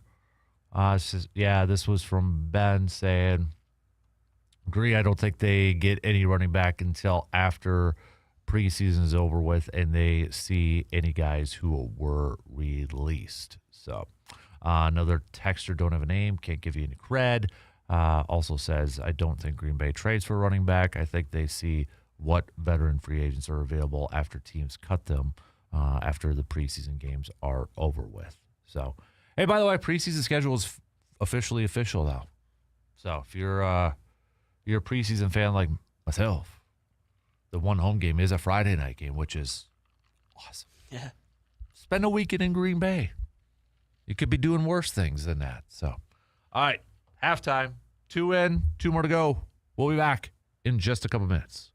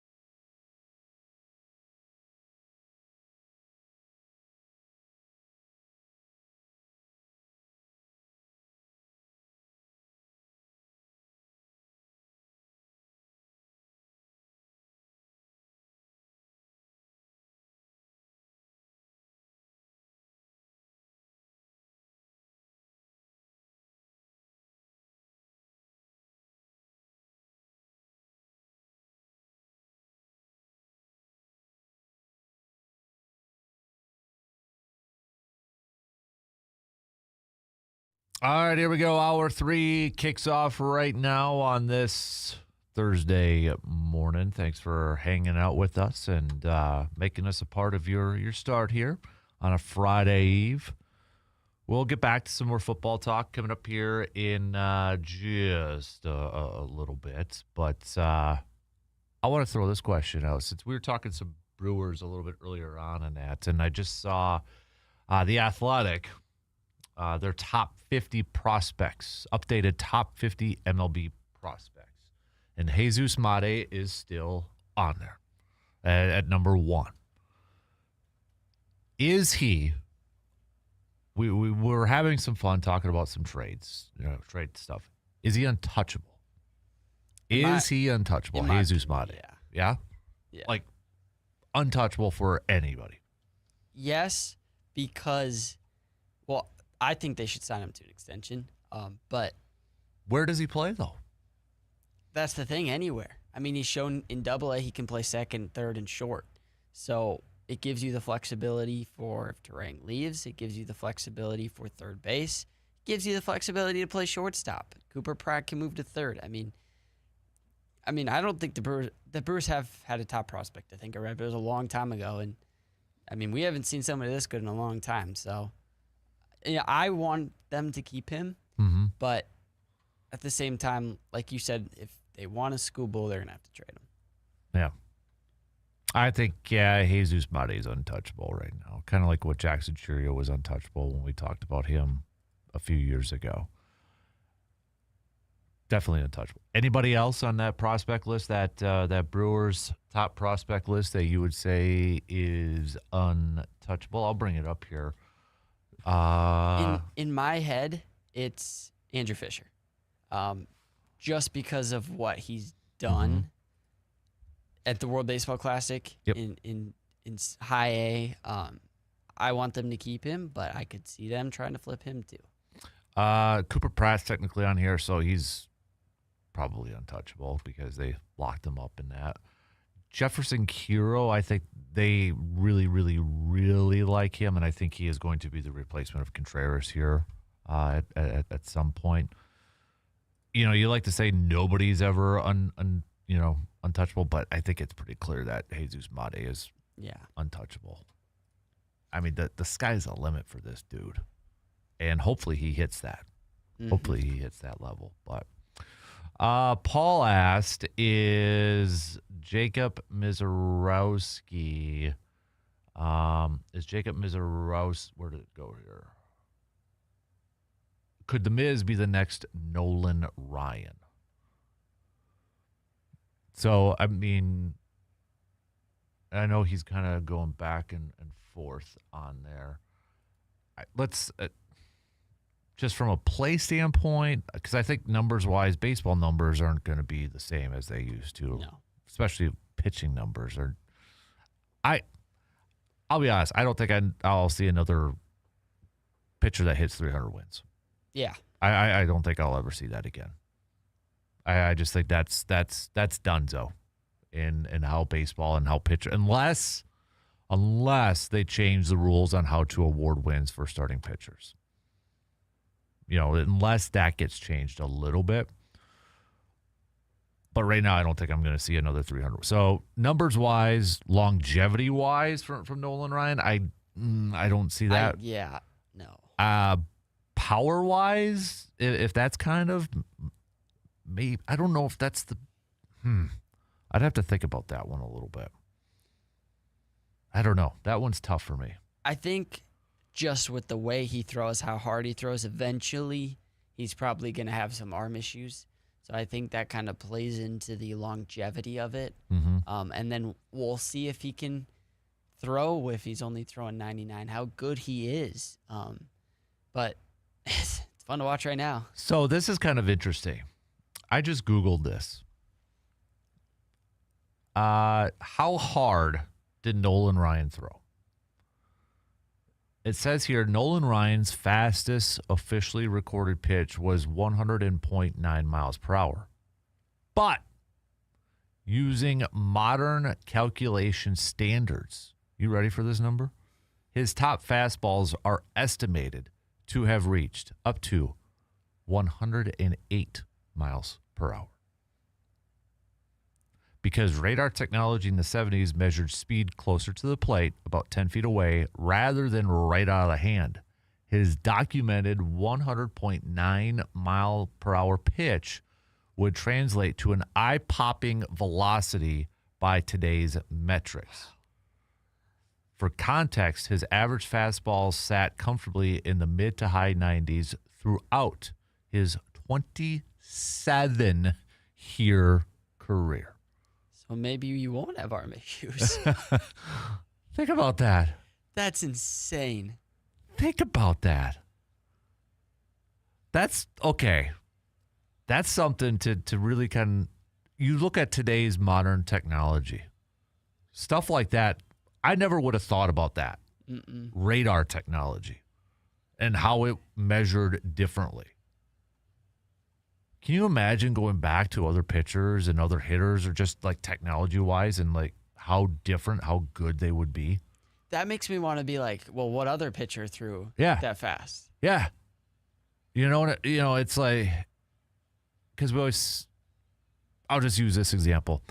What if Jack Nicklaus played golf with the same equipment Tiger Woods and all these golfers do now? You know what I mean? Like, would you, maybe a fun topic would be, you could take one athlete from a previous era, let's say 30, 40 years ago, insert them in today's game with the technology we have. Who would that athlete be? You want to see how well I want to see Nolan Ryan now. If that's the case, we're just reading that. I want to see a 108 mile per hour pitch on the radar gun. That's what I want to see. Yeah. After, like, I never thought of radar gun technology being different. How different would numbers be for a guy like Nolan Ryan if he had today's technology? Maybe that's the best way to kind of put that out there. Yeah. Because that's insane. That's remarkable. Wow. Unbelievable. I mean, if let's say he played in today's game, I mean, would he be considered the greatest pitcher of all time then, for like absolute? Because I know he's considered right now. No, because I think they would try to preserve him. That's true. They might not let him go as many times as possible. I don't think we're never going to see 27 years. I know there's some. That's the weird thing. Like, we've got some pitchers. I mean, you got the Max Scherzers, you got the Verlanders that are up there in years, right? And they're still pitching. But I don't think we're going to see another guy like a Nolan Ryan in my lifetime. I just, no, I can't see that. How hard did Randy Johnson throw? So Randy Johnson regularly threw his fastball between 98 and 102.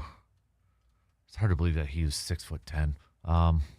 But I think a lot of people use Randy Johnson as the comparison to Mizorowski because of the height and the tall lankiness with those guys. I think that's probably the biggest comparison, but man. Okay, I'm glad you brought this up. Who's the hardest throwers? Did I see Satchel Paige was on there too? Yeah, I think it's 8. You won't find Satchel Paige in it was right there. What was it? I would like to see. So this isn't the greatest example, but when my kid plays the show and he's playing with an old Tide team, like Satchel Paige is on the game, those wind-ups that they do. Yeah, the weird arm things, yeah. I want a radar gun on that. I want to know how fast that thing is. That would be... Does that help the velo? Right. Check that out. Because if Satchel Paige is doing that and he's hitting 100, let's get some other guys doing this. You know, like the granny free throw and all that. Let's bring some of that stuff back. I know it's not the coolest looking thing, but yeah, let's get some radar guns on those dudes. Bob Feller's at 4. Walter Johnson would be another one way back in the day. Nolan Ryan. The strikeout so far is a record, no hitters. There's only one guy with even a. The thing is, too, is like I know there was a piece, was it on MLB.com, that made the case that Jacob Mizorowski is the hardest throwing starting pitcher ever.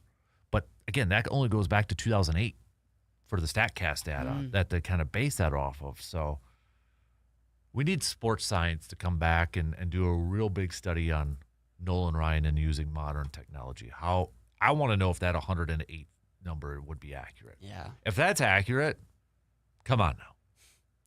I mean, it blows these pitches. That's 3 miles an hour faster than the fastest pitch right now that we've seen.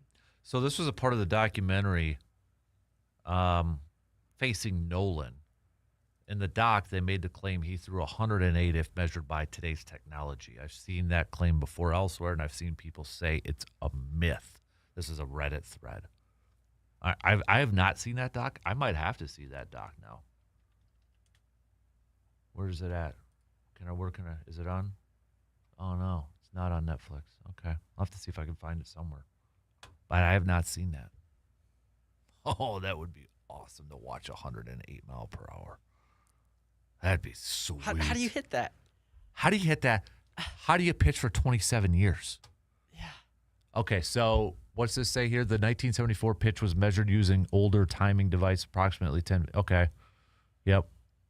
Skeptics and sports physicists note that the older radar guns were prone to calibration inconsistencies, and the reported speed variations from inning to inning in that specific game were highly unusual compared to today's metrics. That's insane. 108. Come on. And I don't know, I would imagine Nolan Ryan probably didn't have like all the pitching film work and off-season work and all that stuff like a lot of these dudes Probably have worked now. a part-time job. Right. Oh, that's insane. All right. We'll take a quick break. More baseball talk coming up after these quick words.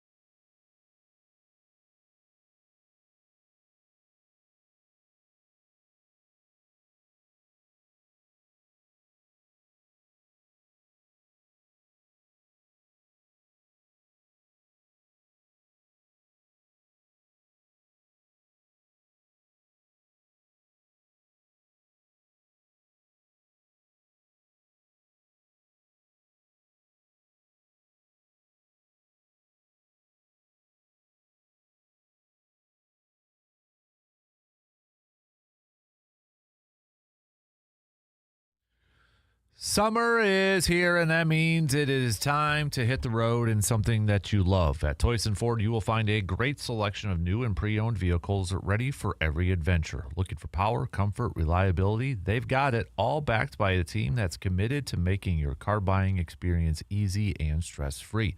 So whether it's a weekend getaway or your daily drive, make sure you are riding in style this summer. Toyson Ford in Chippewa Falls, where your next journey begins. I did think of, I should have thought of this one earlier, another athlete from long ago. I'd love to get modern technology on because a lot of these older ones, there's myths surrounding them, right? My guy, Don Hudson. So there is a story about the Alabama antelope where they said he would run a 100-yard dash between 9.7 9.8 seconds. Think about that. A 100-yard dash, a football field, one end to the other, goal line to goal line, 9.7 9.8 seconds. That translates to running the 40 in like 4 seconds or less. Okay, the combine 40 record is like 4.2. Yeah. So I don't think I believe that, but I got to radar that, and I want him in some new Nikes instead of the 30s version of whatever he had back in the day. Yeah, because Xavier Worthy broke the record at 4.2, and his 100-yard dash would be a 10.65. Yeah, so I got to get a radar gun on my guy. Now, I know he wasn't the biggest dude because if you go to the Packers Hall of Fame and they got his jersey on there, it's small. I mean, it is tiny.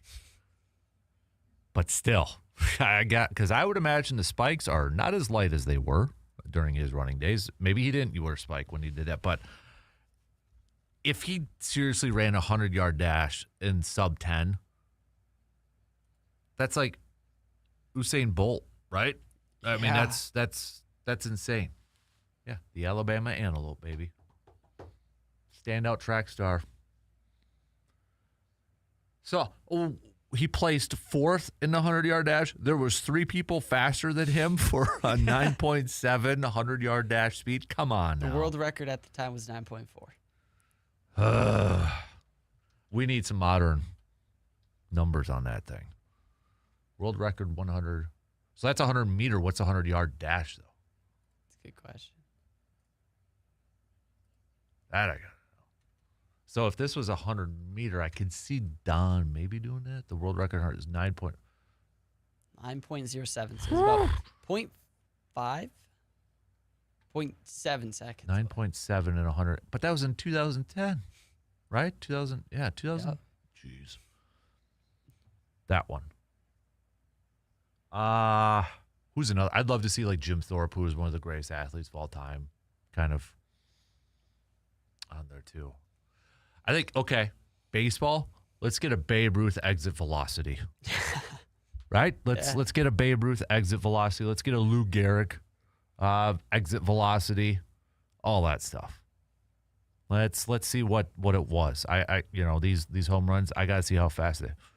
Not that it mattered, a home run is a home run in my opinion, but let's just kind of see what. And I want to know radar gun, real legit speed on those pitchers that Babe Ruth was hitting off of too. But that was another one I thought of. That'd be a good one. Definitely. So, what else do we got? What else do we got going on over here? Oh, okay. I'm trying not to. I get caught up reading in some of the text on the 105. I got to stop that. So, but all right. Anyways, Brewers, back to some Brew Crew game. So, Brewers picking up the win yesterday, securing the series sweep over the Cardinals. You look at this month of May here for the Brewers, and I know we talked about this month of May at the schedule. Like, man, it's going to be a tough schedule here for the Brewers. And what have they done? They have just blown through it so far. They opened it up by taking 2 out of 3 against the Nationals. Split the 2 game against the Cardinals because one of them was rain delayed. Followed it up by sweeping the Yankees, nearly sweeping the Padres, taking 2 out of 3 against the Twins, sweeping the Cubs, losing the series against the Dodgers, and now sweeping the Cardinals. And they have a very good chance of wrapping up the month of May with a series win against the Astros, which will start tomorrow, this 3-game series. I know numbers-wise, everything that's been out there, you look at where the Brewers were at this point last year, they were like around 500, and they ended up winning 97 games that year. So let's have a little fun with this. It is May 28th. You have to put a futures bet on this thing. Do the Brewers win more than 97 games? You have to put that futures bet on it today. Somebody comes to you and says, Intern Carter, you have a chance to make a lot of money, young man. You have to make the bet today, though. Do the Brewers win more games than they did last year, setting the franchise record? I don't think so.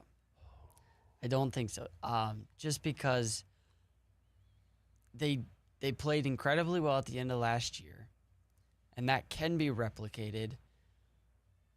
But you swept the Dodgers. You went 6-0. You're not likely to do that. You didn't do that again. You went 1-2 in the first series, and they can get that back in a different series. But I don't, it's a good question because I feel like with this rotation, I mean, every time Miz and Harrison are pitching, I feel like we're going to win. Mm-hmm. So it's just the other 3 times. And with Coleman Crow pitching so well, Logan Henderson pitching so well, the offense maybe finding a rhythm a bit. I think they win the Central. I think 94, 95. I don't think they set the record. So let's do some math here, shall we? Which, not my strong suit. I'll admit it. 53 games in. Okay, they still have 109 to go. Their record is 97 wins. They're at 33. They need to win 64 out of those 109 to tie it. So 65. Out of 100. 65 out of 109. Right? Am I right? I think so. Yeah. Yep. So they'd have to finish the rest of the season 65-44. That's not unrealistic. They break the record this year. I will take that bet, Bob, whatever your name is, if he came and said, you got to lay it down. You have to. What is it? I'm going to take it. I'm going to say yes. They do it. They do it. Doesn't mean anything if you don't win a World Series. I mean, I think that's the goal at hand here. But I think, and it, right now, do you think, would you have, knowing, I get it, last year we kind of know how the season finished and such. But heading into that postseason and comparing it to this team right now, which team would you have more trust in? Take away the Dodger series, okay? Just try to ignore that. And kind of remember heading into last year's season or postseason. And you look at the team this year, which one would you have the most confidence in? This year, just because of the rotation. It's just because of the pitching. And I love Freddie Peralta. But to be honest, I can get Freddie Peralta from Logan Henderson. I can get Freddie Peralta from Coleman Crow. And he was your ace last year. And you didn't get what you're getting from Miz or Harrison last year. I think the offense was pretty similar. Just the way they scored runs, how they scored runs. We've scored runs this year. I didn't think we did, but checking the MLB statistics, we're top 10. I think top 5 actually. But and at this time last year, we were 25-27. We are 33-20. I mean, that's why I'm going, man. Okay, how about this? 100 wins? Anybody 100? Do I got 100? Do I got 100? That Anybody? would be insane. What do you think that gets them the 1 seed, or the Dodgers, or the Braves? Braves are really on this tear. The only thing that might stop that is the Phillies are playing better now. Mm-hmm. Well, the Braves have 37 wins, 19 losses. They have 1 less loss than you. They've played more games, but they only have 1 less loss than you. Mm-hmm. And okay, so let's let's take a look at the National League East and the National League Central in this thing. And we'll throw in the West there, too, because of the Dodgers. So the East, I think at this point, it's cute that the Nationals are one game above. But it's between Braves and Phillies, right? We can all agree with that. The West, hey, Diamondbacks, they're moving on up. They're 9-1 in their last 10, but you got the Padres in there too. I feel like the Dodgers may not get as many wins as like the Braves in it, just because of the division depth of of those three. Heck, the Giants could even maybe possibly give them a little bit of fit, not too much, but maybe a little bit. You got the Central, where every team's above 500. However, I still think it's between Brewers, Cardinals, Cubs. I could see Phillies and Braves. I don't know how many more times those two teams play against each other.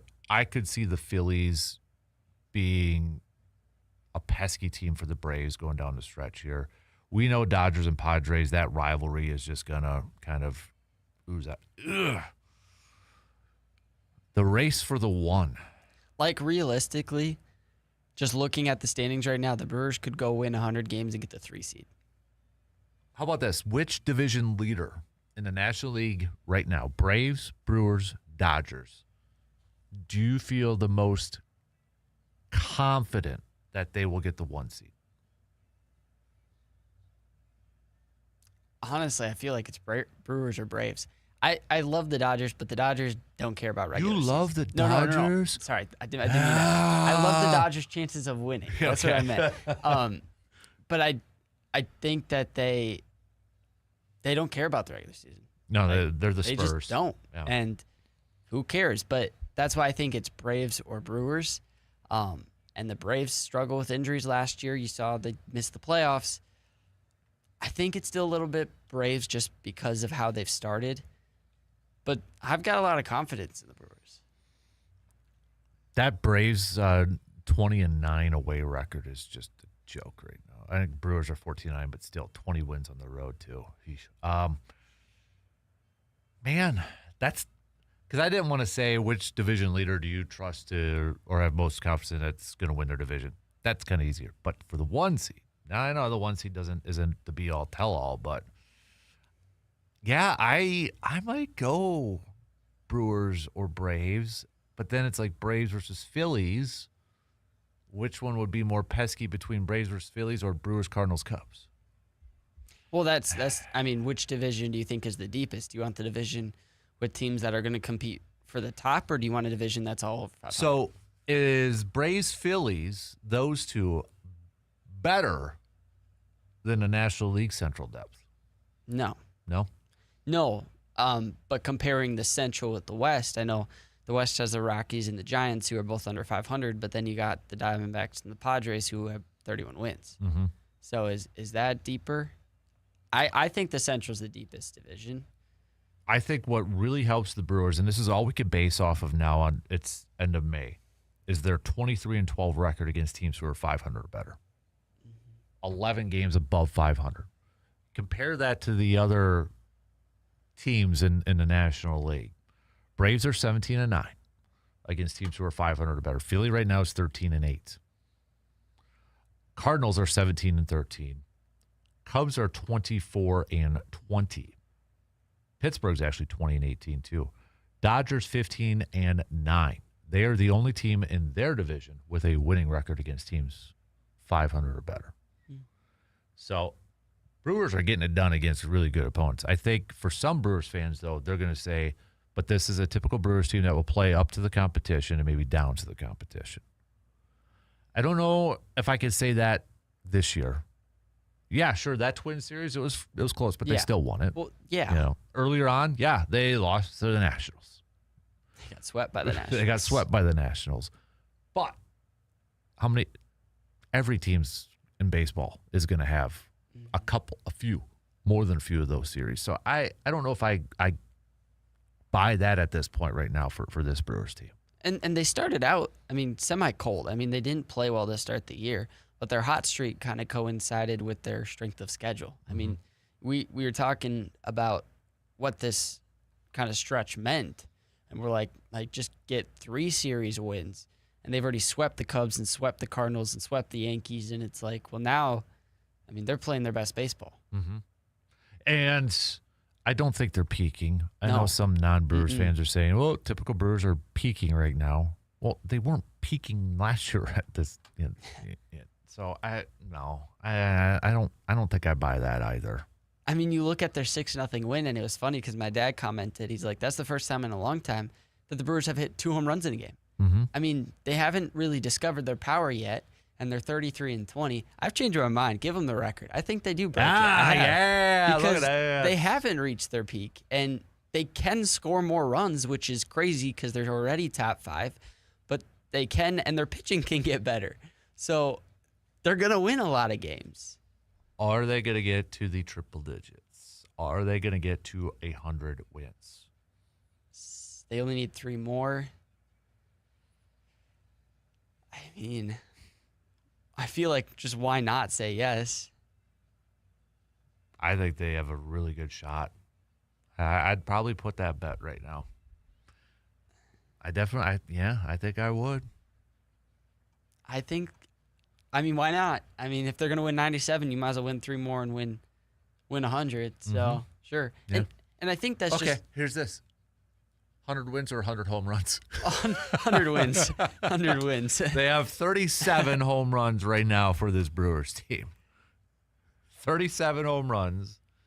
33, did we say 33 wins? 33 wins. Which comes first? That's crazy that they have almost as many wins as home runs. The Yankees, by comparison, have 83 home runs already. And they could, the fact that we're even throwing that out there, I think, is funny because it's still a top 10 scoring team. Yeah. It's insane. And they still have room to grow and discover their power once Garrett Mitchell starts hitting well. Mm-hmm. You want to know what else is funny? They have only allowed 37 home runs. So they've hit 37 home runs. They have only allowed 37. That is also the Major League best. The team that has given up the most home runs, Chicago Cubs, 78 home runs they've given up. Yeah. Okay, we got to take a quick break. Running a little behind here, but good conversation, fun conversation going on. We'll be right back in just a couple minutes.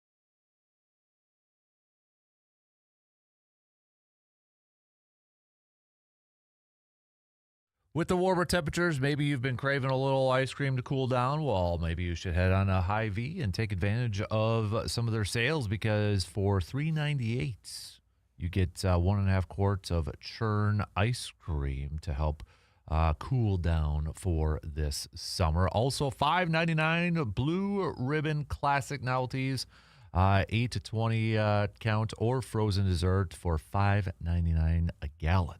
Also, $3.99 Hy-Vee Natural Spring Water, 24 packs, especially if you've got kiddos playing some ball. It's a heck of a deal there, too. Snack-wise, hey, celery hearts are on sale for $1.99. You got Hy-Vee chips for $1.49 with a 50-cent digital coupon off. $2.99 General Mills Chex Mix Garditos love Garditos and such. So check out the entire flyer. Got a couple days left for this sale because it goes up till May 31st.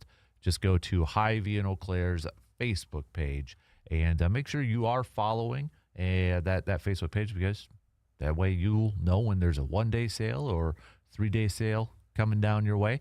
And don't forget, by shopping at Hy-Vee too, you'll save some money at the gas pump with their fuel perks. But, okay, never mind. Yeah, charity softball for Green Bay. It said wide receiver number 1 is taking the field. Jane Reed. I was like, oh, okay, you hit that label. All right. That's fine. So, little hockey, because I know we ran a little long here, so we got to catch up. We got to take another break before the top of the hour. But I know you are kind of our hockey dude and such. Something we mentioned in the first hour, but how surprised, put it in perspective for maybe some people who are not the biggest hockey fans. How big of a surprise was it to see the Avalanche getting swept by the Vegas Golden Knights, who are, for a franchise that is still, I kind of call newish, going back to the, third trip to the Stanley Cup Finals already for the Vegas Golden Knights? Wow. But how surprising was it to see them sweep the Avalanche? I mean, it was like you'd think to the NFL playoffs last year, it would have been like the Seahawks getting destroyed by the Packers. Like, this was, and this is even more unbelievable because the Avalanche won the President's Trophy, which means they had the most points, the most wins. They've likely got the MVP in Nathan McKinnon. They've got the best defenseman in the NHL, according to them. I like Quinn Hughes, but they have Cale Makar. They have 2 fantastic goalies in Wedgwood and Blackwood. And I don't know what it was. I think, like I said in the first hour, I think the Wild may have taken some fight out of them. They bullied them. They made them hurt. And the Avalanche just couldn't recover. And I think that Vegas has had the much easier path playing the Ducks and I believe the Flyers, so not extremely hard. And they were just able to coast to this round without really getting beaten up. And they played like the team that was healthier and the team that wanted to win more. And they got great goaltending from Carter Hart, and their guys like Eichel and Dorofeev, they played like stars. And again, I think it was more Avalanche. When Cale Makar doesn't play in 2 of the 4 games, that hurts. And then McKinnon went down for 2 periods of another game. So you weren't going to beat Vegas with those 2 guys out for 3 games, but they needed to put up some kind of fight. And it was kind of like when the Wild lost 3-0 lead to the Avalanche in their last game. They deserved to lose. Well, the Avalanche lost a 3-0 lead to Vegas in Game 3. They deserved to lose. And it kind of was just the nail in the coffin. So Carolina now is 1 win away from advancing to the Stanley Cup Final. They picked up the win. It sure seems like, unless something happens where the Canadians can make a drastic comeback, it seems like it's going to be Carolina and Vegas. Advantage Carolina or advantage Vegas because they get a little bit of rest? It's Carolina. Carolina's the better team. They've got the better goaltender in Freddie Anderson, and they've got guys like Jackson Blake that can score on command. And you look at what they've been able to do this postseason. I mean, they hadn't lost a game until this series, and the Canadians have a really good goalie in Dobish, but the Canadians are just overmatched. And if the Hurricanes now, I will say the Hurricanes need to end this quickly. because the more rest Vegas gets, the better they're going to be. But the Hurricanes clearly have an advantage. It'll be a fun series either way. I wanted to see Carolina, Colorado, just because that would have been a much closer series. But I think, like, if the Hurricanes go and beat the Canadiens, Montreal, in Game 5, I think it could be a gentleman's sweep in the Cup as well. Hoops wise, we got basketball. So tonight we're going to find out whether the Thunder are going to move on to face the Knicks, or if the Spurs can force a Game 7. Game 7, one of the best things about sports. Don't care what league. I love Game 7. I'll tip, my hand here. I feel like we're going to see a Game 7. I honestly feel like whoever comes out of this series is going to win the championship. Mm-hmm. I know Knicks are playing very well, a ton of confidence. They're rested up. But to me, these are the two best teams in the NBA, Spurs and Thunder. Yeah, easily. I've been trying to watch some of it. It's hard. The NBA makes it hard right now the Thunder are incredulous at flopping, but yeah, for me, it's been hard to figure out who I want to win this series just because the Thunder aren't like that. Besides they're flopping, they're a likable team. But I like is that you why said, everybody's saying the Thunder are ruining the NBA right now? Well, yeah, that's a different story. But I do think the Spurs win tonight. I think we get a Game 7. And I think whoever wins this series wins it all. But the Knicks have the depth and the defense to compete with either of these teams. And the Thunder have to get A.J. Mitchell back and have to get J-Dub back. Or they could lose to the Knicks because of the depth that the Knicks have. I just don't buy the whole Jalen Brunson leads the Knicks to a title that he's the best Knick of all time. No. I don't buy that story, that narrative that's going out there. And for me, it's like he's been their best player this postseason. But you look at the games, Karl Anthony Towns with the triple doubles. It's Mikal Bridges with the defense. OG Anunoby's knocking down shots when he needs to. Mitchell Robinson's rebounding crazily. It's a whole team effort, and Jalen Brunson's getting the praise because he's scoring 30 a game. The problem with Jalen Brunson is you have to hide him defensively because he struggles to guard anybody. And so if you're smart, which the Cavs weren't, you just go at Jalen Brunson. And that's going to be their only holdup. So yep. Yeah. Whoever wins this one between Thunder and Spurs, I had some of my kids in baseball last night asking me who I'm rooting for. I said, whoever wins Thunder Spurs is who I'm rooting for.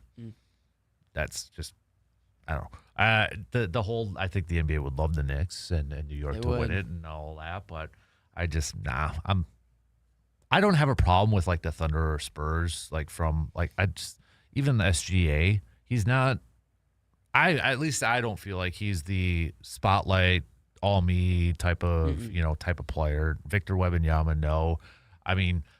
Honestly, maybe the NBA would love a Spurs and Knicks one, not to repeat 99, but it's Victor Wembanyama on the final stage, and it's the Knicks finally back in the finals. And I think some people are getting over the Thunder just because of, in my opinion, Shea's a little overrated just because of how much he does get the call. But like you said, I think the NBA wants Spurs just because of Wemby. Yeah. All right, we got to take our final break as we wrap up the third hour. We'll be right back after these few words.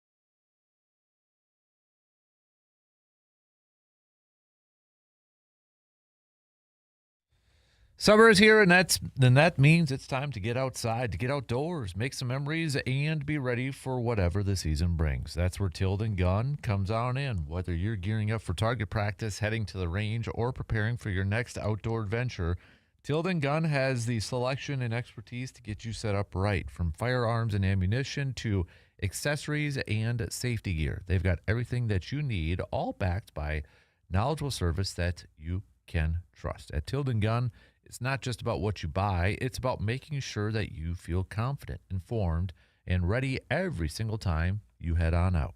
So this summer, don't just enjoy the outdoors, be prepared for it. Stop by Tilden Gun today and see why they are a trusted name for shooters and outdoor enthusiasts alike. Just a couple minutes left to the top, and then we head into the final hour of the program. So let's get some more Takeover Thursday questions or topic ideas. What do you got? What are you going to throw out there? All right, send them on over.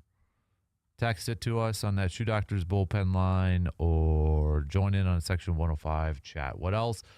Enough is enough. What's a sports take, sports story, sports opinion out there where you're just like, man, enough is enough. All right, enough is enough. I'll just do one more. Enough is enough with me personally checking Giannis's Instagram stories and trying to figure out where what's the decision is going to be. That's my own fault. So, and there's been nothing really. Although he's hanging out with Kyle Kuzma in Greece. So, yeah, you got that. But anything new? Nope. Not really. Mm-mm. No. Nah. Yeah, it doesn't. Yeah. But that's my own. I got to stop doing that. When I refresh Instagram and looking on, oh, Giannis has a new story. What's it about? Oh, it's about his shoe. That's what it is. Yep, see, shoe. That's another shoe thing, I think. Yeah, so, no. I got a pair of Giannis's, though, when I coach basketball. They're probably old now. I should just wear them regularly now. I think I'm done coaching. So, I'm going to retire. All right, we got 30 seconds left to the top of the hour, so we'll have our news updates, and then we will kick off the next hour. We'll get back to some more football talk, plenty more baseball talk, and whatever the heck else you guys and gals want to throw out there for discussion. All right, we're open to it. So send those on over. I think this maybe gives me a chance to catch up on what the crew is talking about in the chat room and try to get updated to that. So, all right, news updates. We'll be back in just a couple of minutes.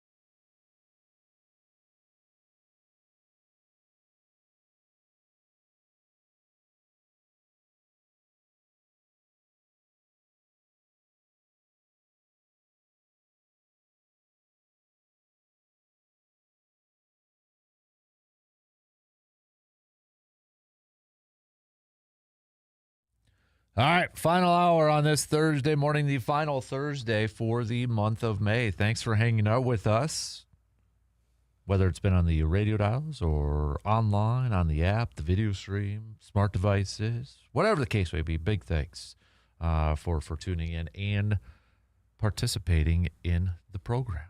We'll get back to a little football chat here as the Packers OTAs and such. We went through some of the comments already from Matt LaFleur and that. We got Brewers talk still coming your way. I'm going to change it up here, man. I'm going to do a little something here. So we were talking about Nolan Ryan, right? A little bit earlier. Well, we got a few packs yet, and I hope Paul doesn't mind that I'm doing this. But Paul, our listener, who donated a bunch of cards for us for every Wednesday giveaway, there's also some packs in here. 1990 Fleer, and what year is this for Don Russ on here? It's got to be a similar year here. Let's see if we can find a Nolan Ryan. Let's open up a couple packs, see if we can find Nolan Ryan. Ready to do this? Should we do it? Let's do the, I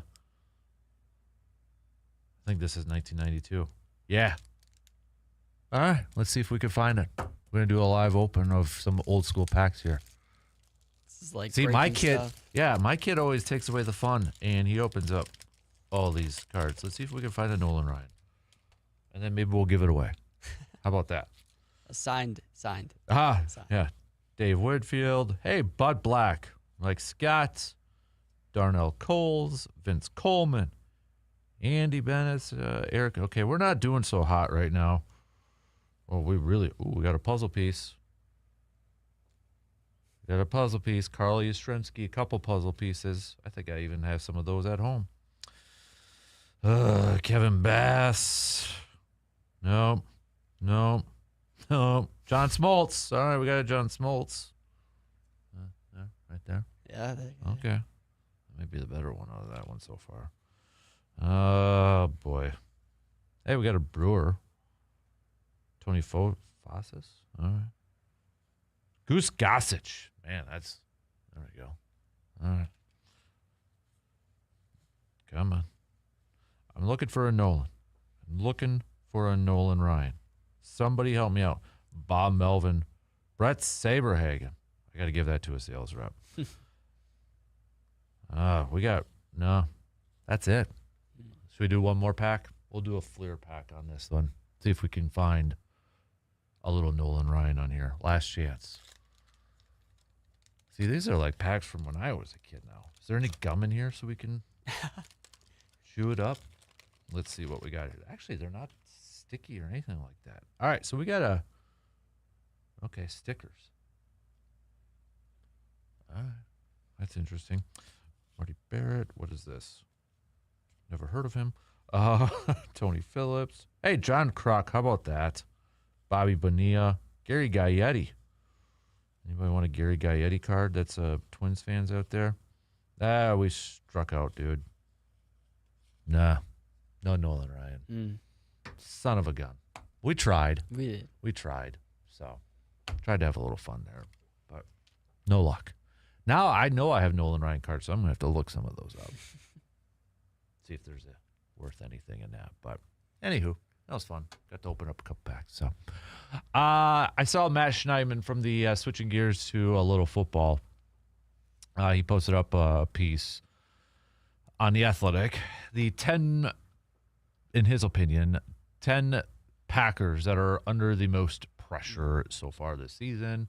Matt LaFleur is number 1 on that list. I think we'd all agree with that, right? Matt LaFleur under the most pressure this season?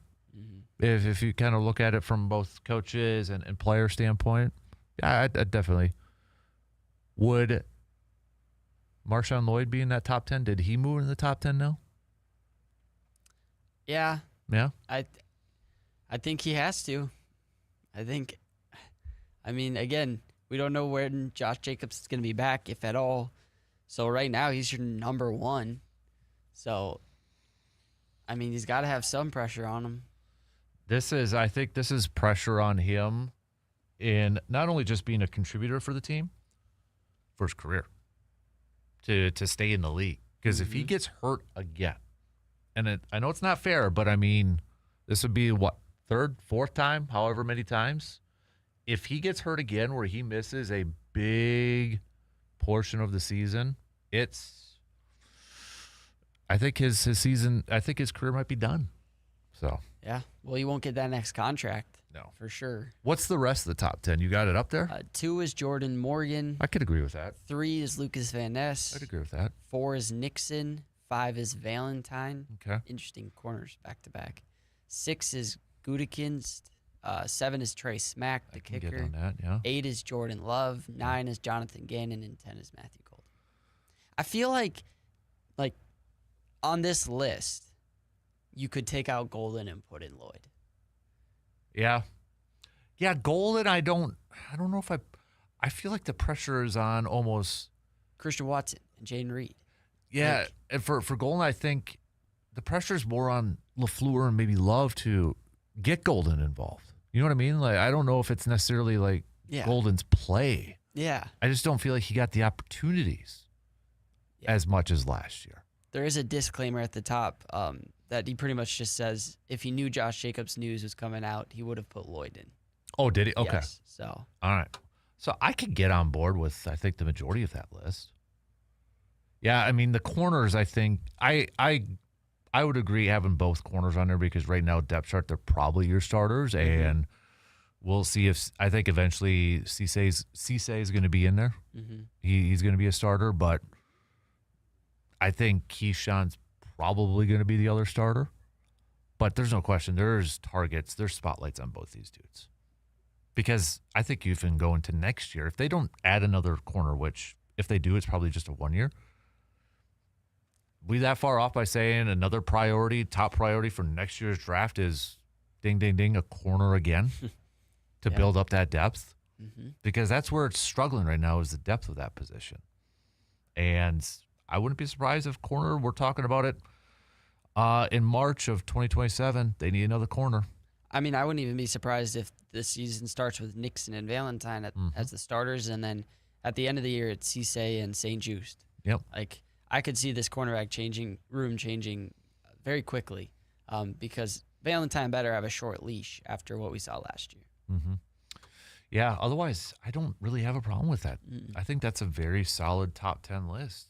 Maybe putting in like a Hargrave or like an interior alignment to boost the run defense. I'm just trying to think of who would be the next or what would be the next. Maybe something like that. Or Aaron Banks. Aaron Banks might be a good one, too, because of the contract number. And, like, dude, you got to play it. Maybe he's just giving up on him. Yeah, it's, that would be maybe another one on there, too. Like, Tom, I got confidence as long as he's healthy. I totally get the Jordan Morgan one. He's a first-round pick. He's going to be your starter at left tackle. You better hit that one. And plus, he has a chance to make a boatload of moolah, like Lucas Van Ness. So, no, I would agree with all those, for sure. I think that's a solid list. Mm-hmm. And Matt LaFleur might be number one. I still don't, whatever happens this year, I don't think he's on the hot seat.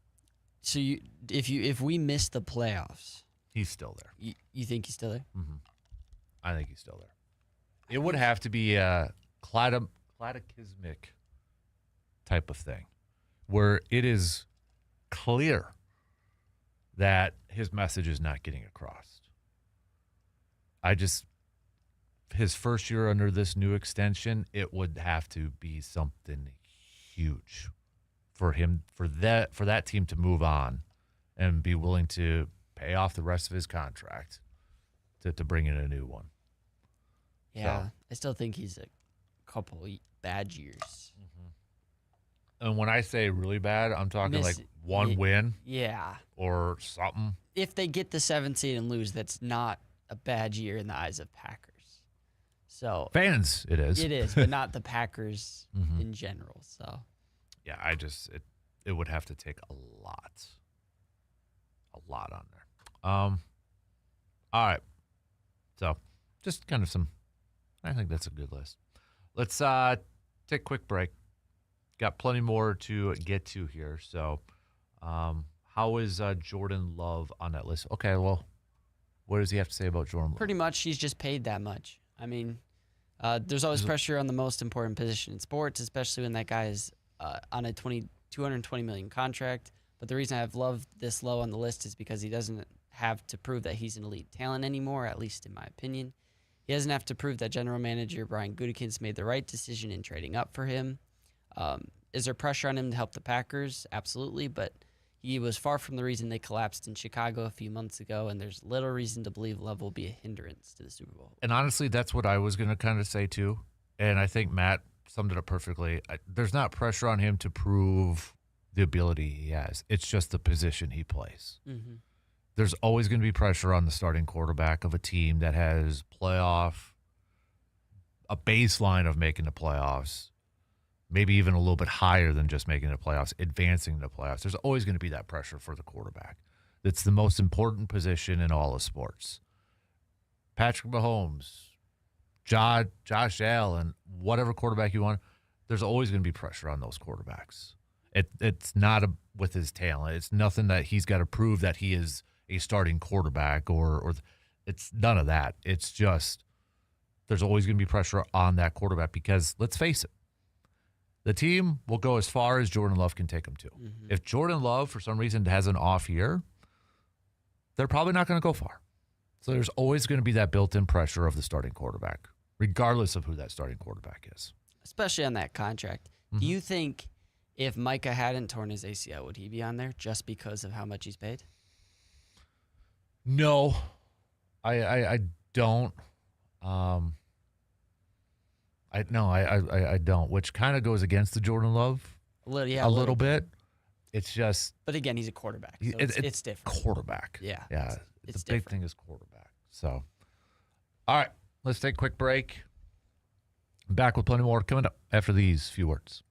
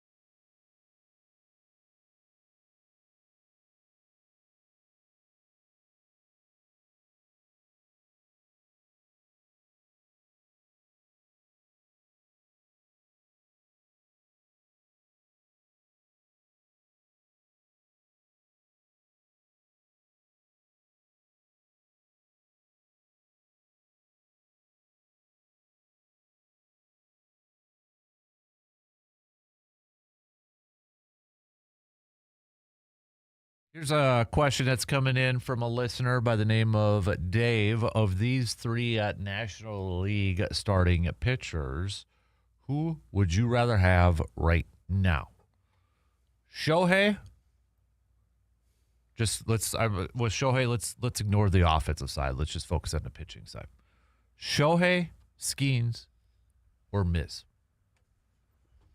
Now, let's give you some quick numbers here, if this kind of matters to you. In terms of ERA, can I add one more on that list? I want to add Sanchez to this list. And that way we've got 4 National League people to add. So let's go with Sanchez, who's got a 1.47 ERA. Miz has a 1.83. Let me bring up Paul. Could actually go with He's Chris got Sale. Even 3 ERA. Oh, okay. So Paul Skeens or Ohtani, I think, is still under 1 ERA, right? Is it a sub 1 ERA, I believe? He has got 0.82. So, who would you rather have right now? What if we threw Chris Sale in? I don't know if Chris Sale's got a sub 2 ERA as well. But yeah, Ohtani's 5-2 with a 0.82 ERA. I mean, taking away the bat. So you can't ignore the offensive side of Ohtani. In my opinion, but Skeens is so good, he's just on a bad team. Like right now, if we're doing it right now, Christopher Sanchez has a scoreless streak that's never been done. So I think you got to go Christopher Sanchez. Other than that, it's Mizorowski. If we're going right now, if we're choosing the whole season, I think I'd go Skeens. But it's a difficult question because of how well they're pitching right now. Say it's a game 7. So you got the list here. Can you narrow it to just National League? So for that tab right there. So Sanchez 1.47, Mizorowski 1.83, Chris Sale 1.89, and then we'll throw Ohtani in there too, and then Paul Skeens. We'll just kind of just because he's Paul Skeens, right? Say it's game 7. Got to win right now. I think I'm taking Paul Skeens.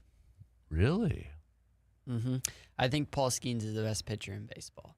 I mean, people are hitting 185 against him this year, which is against Sanchez. Teams are hitting 240. That's it. Which that's is a interesting. deceiving stat. That's interesting. Because as you mentioned, the scoreless streak that he's on right now, and But just watching Skeens, and this isn't the end all be all, but I mean, he pitched in the World Baseball Classic in a must-win game.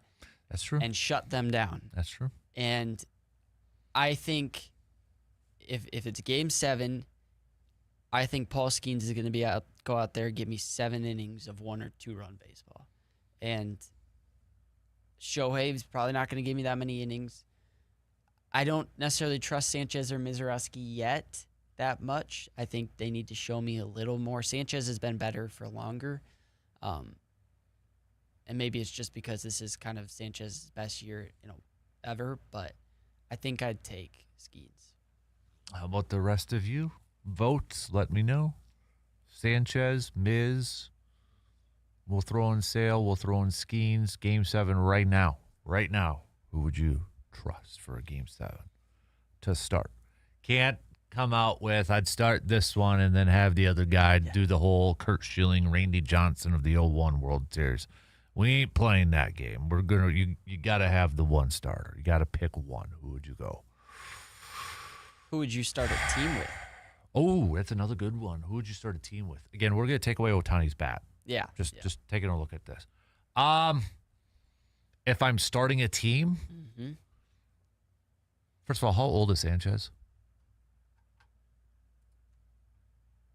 29. It's either Miz or Skeens. If I'm starting a team. Miz is 24. Skeens has got to be same age, maybe a little younger. 23. So, yep.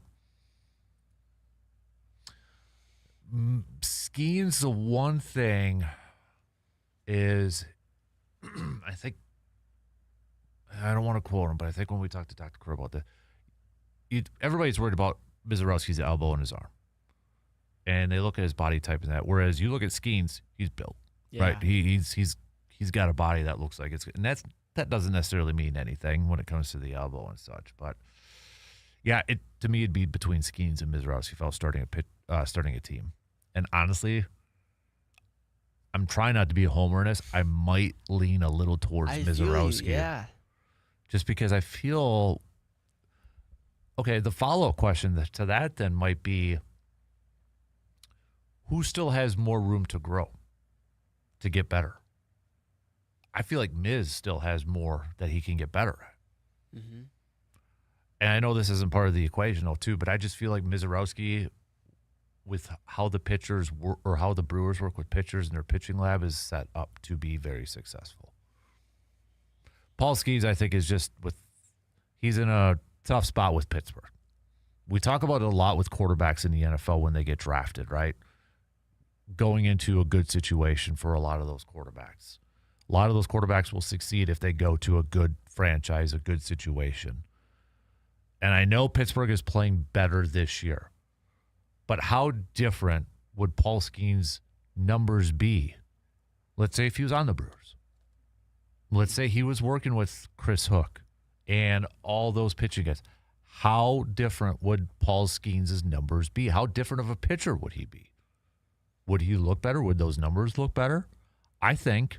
I mean, they're really good numbers. His whip is, I think, tops in Major League Baseball. 0.82. Miz is just 0.83.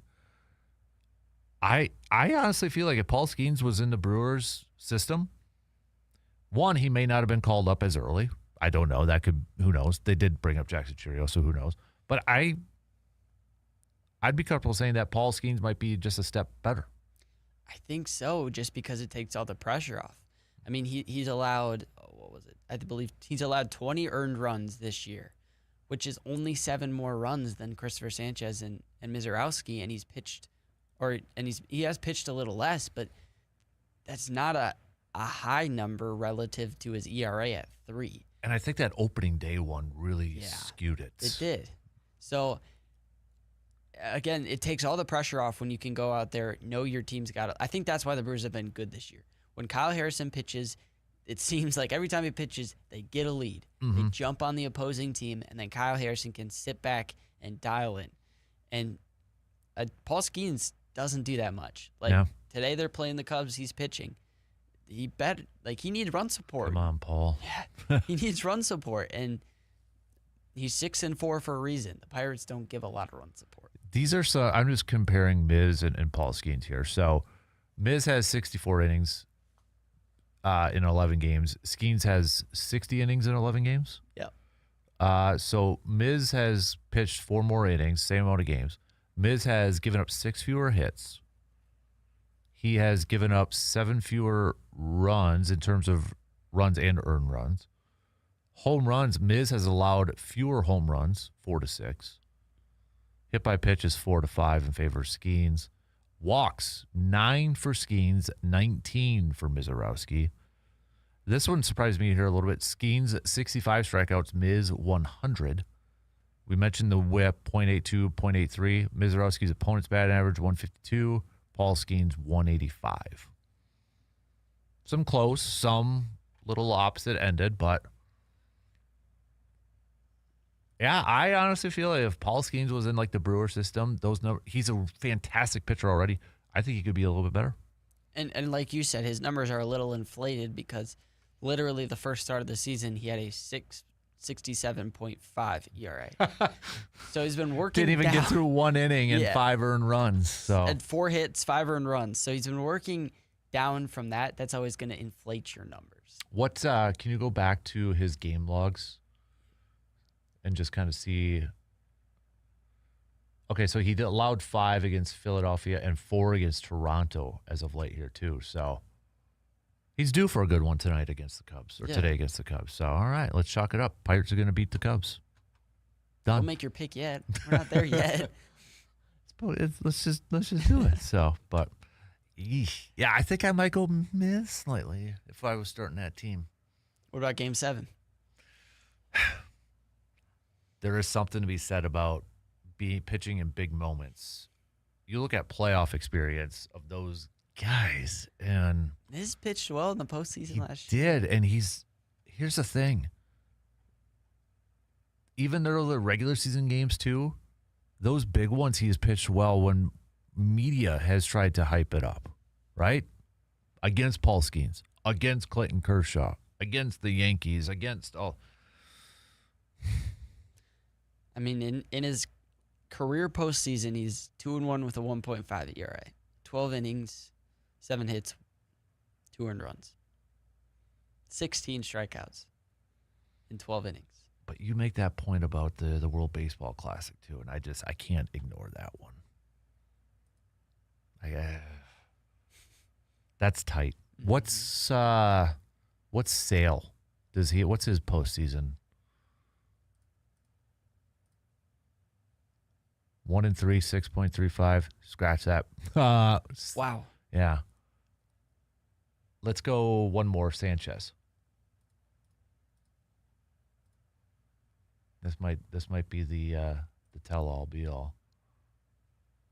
2.79 in 4 games. Okay, that's not bad. Mm-mm. I still might go Miz. I can't believe I'm saying it though.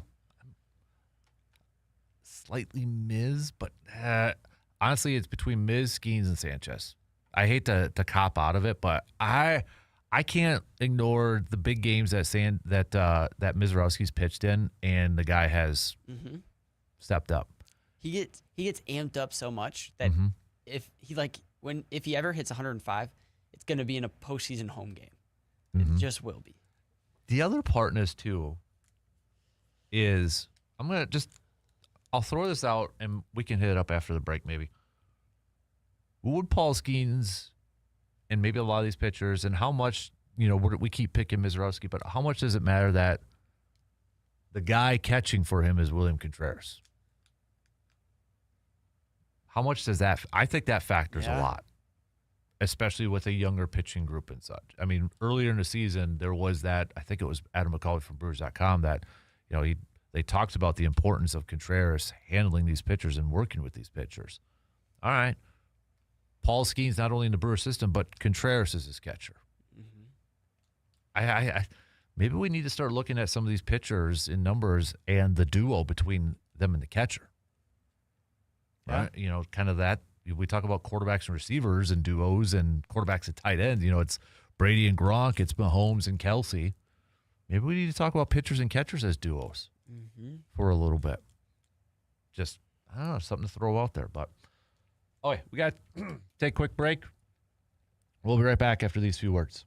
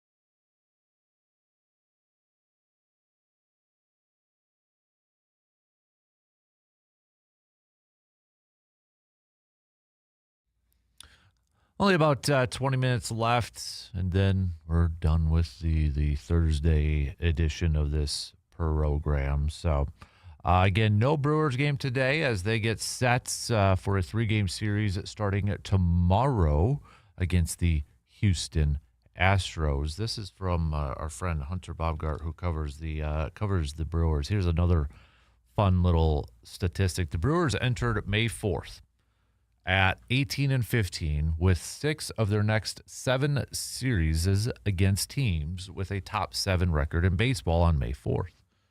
They proceeded to go 15-5 with sweeps of the teams with the second best, third best, and 7th best records. The Brewers now own Major League Baseball's 4th best record.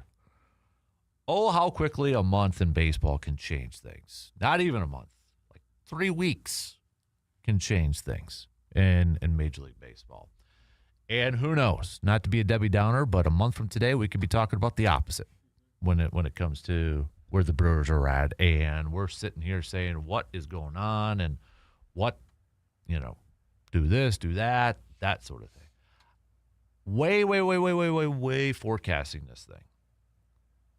But if somehow Pat Murphy wins another Manager of the Year award, somebody who joked about, I can't remember who it was, but they said they should just change the name of the award to the Murph Award.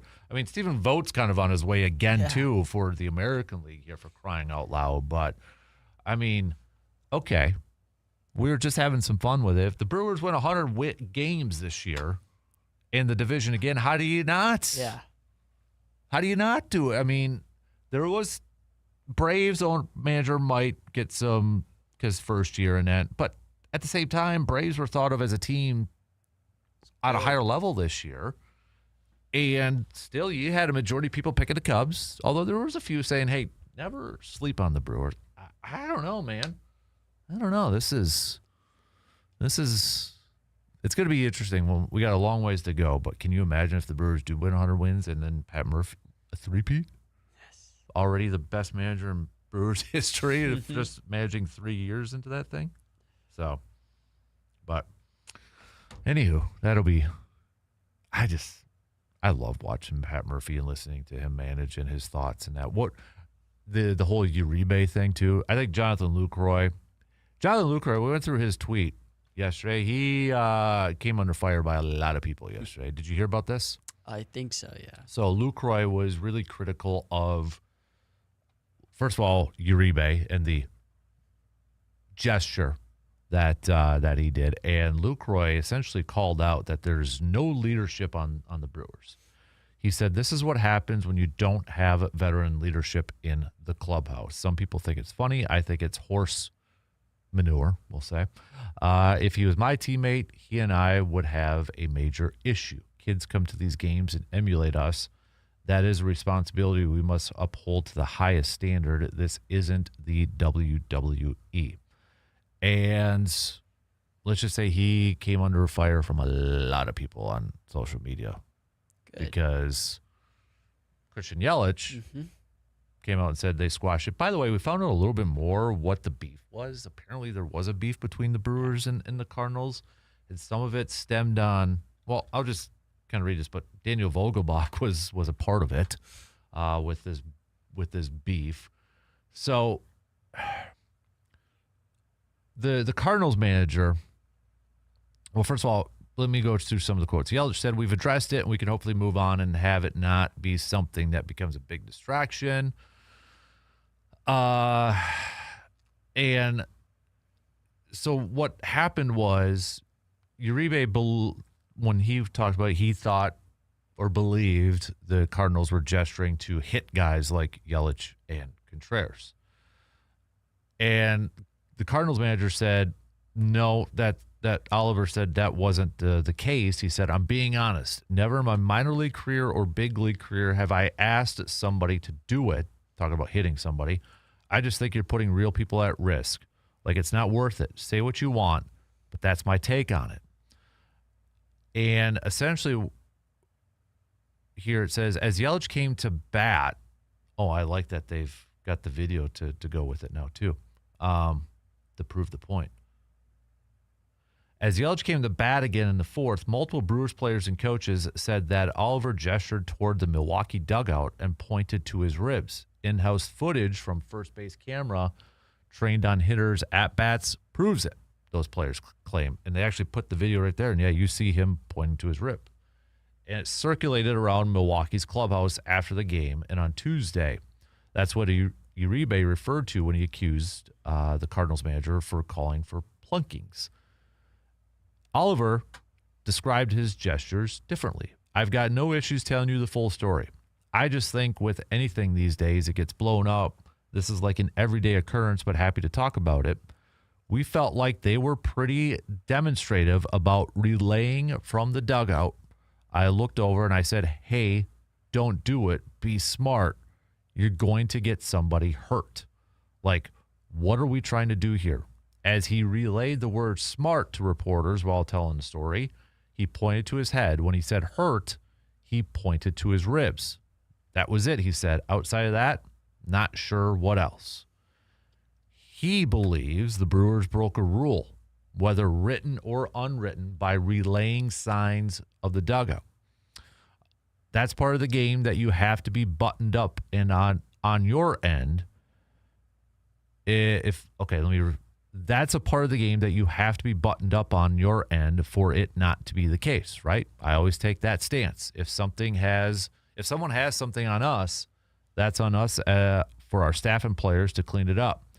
But then there's a certain way that you use it. I'll leave that up to you guys. Daniel Vogelbach denied that allegation, saying, we're not relaying signs from the dugout. It's as simple as that.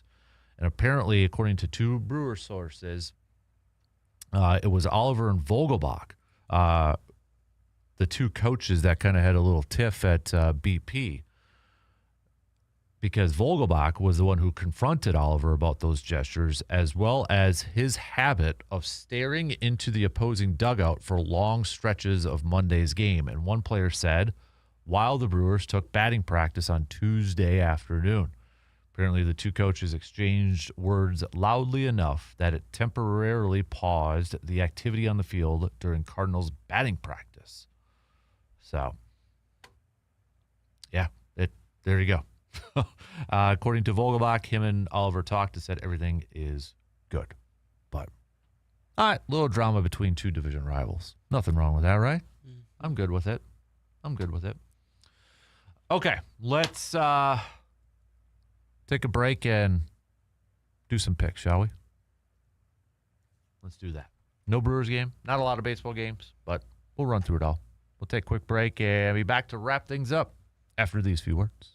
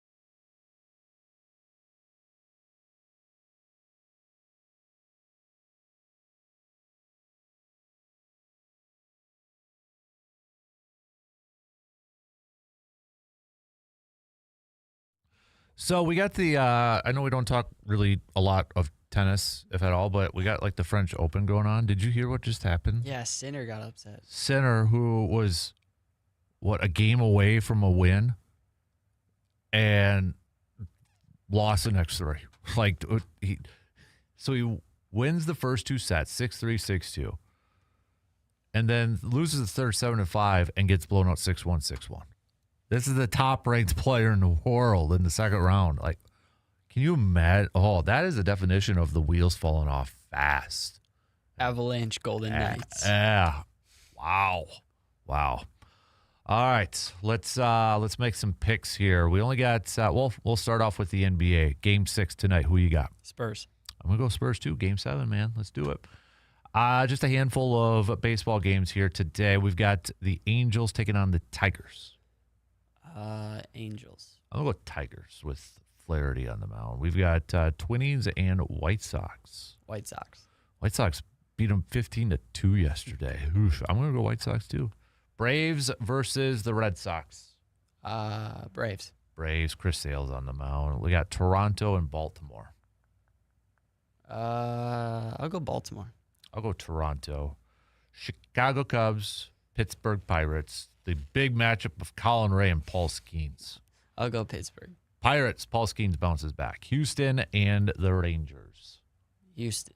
I'll go Houston. They get a big head, and then they lose to the Brewers. So there you go. That's how I view it. So Andrew McCutchen DFA'd. Maybe he the one-time great Milwaukee Brewer. That was a fun year. Wonder. Yeah, I should. Yeah. Well, maybe he goes. I don't know. Probably back to the Pirates. That's what I was wondering. So, all right, those are your picks. Again, not a whole lot here to kind of hit on and such. So I know we've got prep-wise playoff baseball, playoff softball. Are you calling any games in the near future? No, or just videoing one today. Chai. Mm-hmm. So it should be fun. All right. For softball or yeah, softball. They're on a tear, man. I saw the numbers for even like their JV teams, and too, it's like undefeated, and one of them was a one loss. I mean, well, the next crop's going to be good here too, or the next group's going to be really good too. So, just that's insane. So, but okay. So early look tomorrow. We'll preview the upcoming Brewers and Astros series. Brewers hoping to finish off this month strong. The pitching should match up for them because the Miz is going to be out there. I believe Harrison will be out there too. No? Nope, it should be Coleman Crow. Coleman Crow's Friday. Brandon Sproat. You're right, right. And then Miz. Yep. Good call. Coleman Crow gets another chance to impress. Yeah. Good. Mm-hmm. Man, I'm just saying if he pitches a gem and let's say Brandon Sproat struggles a little bit, maybe switch it up. Mm-hmm. Keep Coleman Crow in there. Crow, Henderson, Woodruff, Miz, Harrison. That'd be a nice 5. Who's your 5 right now? You got Miz, Harrison, Sproat, Crow, and then kind of the bullpen is should tell Logan Henderson's off the injured list, unless they call up Robert Gasser again. Yeah, he can stay in AAA. Ooh, not a Robert Gasser. I like Robert Gasser. He needs more time though. Ever since his arm surgery, he was really good before his arm surgery, and then got hurt, and he just isn't the same. And he's walking too many batters, and his control isn't what it needs to be. And he's prone to allow one home run. The problem is he's walking guys, and then he allows the home run, and so then it's 3 runs. So he needs more time in AAA. I think he could be a good pitcher for us, but he needs more time in AAA. I just think when he came on the scene a few years ago, he was awesome. And then that Tommy John just kind of derailed it a little bit. So I don't know if he just needs to build back up on that and kind of get back to that level. But, yeah, he was off to a fantastic – I think his first win, I don't know if it was his first win, but one of his games, he got to start against the Cubs. It was like Craig Counsell's first game back. I think he was the first pitcher – or one of the first pitchers in Brewers history to start 5-0 in your career. Was it 5-0? I believe it was. 2024. No, he was only 2. 2-0 in his first 5 games. Yeah, first 5 games. 2.57 ERA. Yeah, that Tommy John just Threw him off. had to have. But well, they got some depth there. Maybe he's a part of a potential trade piece. Who knows? Not saying that they should always trade depth, but if you got a little bit of a log jam, you might want to package some players up and go forward. But anyways, OTAs I believe is still going on for Green Bay today. I don't know about media availability and such. So, but if anything does happen to pop up with Josh Jacobs news or anything like that, we'll talk about it tomorrow and that. But I don't know. I don't want to say I think it's going to be quick or it's going to be fast or long out because I really don't know where it's at. Again, I'm not one for patience, but I think that's where we're going to have to be at. Yeah. So, but all right, shot clock's going to cut us off. So have a good rest of your Thursday. Tomorrow we'll do some local sports roundup with our guy Brandon. We'll do a little inside the training room with Dr. Crow. We'll preview Brewers, Astros coming your way, and then if there is anything else from Green Bay or the Josh Jacobs story, we'll hit it up coming your way tomorrow as we start to wrap up the week. So, again, have a good rest of your day. I think it's supposed to be nice out, so maybe get outside and do some things. Go hit up the golf course or go fishing or something like that. So, mow the lawn. It's almost the end of May. I don't want to get on that tangent because one of my neighbors has still not mowed their lawn, and it just bugs the crap out of me. So have a good day, everybody. We'll talk to you all tomorrow, 6 a.m. See you then.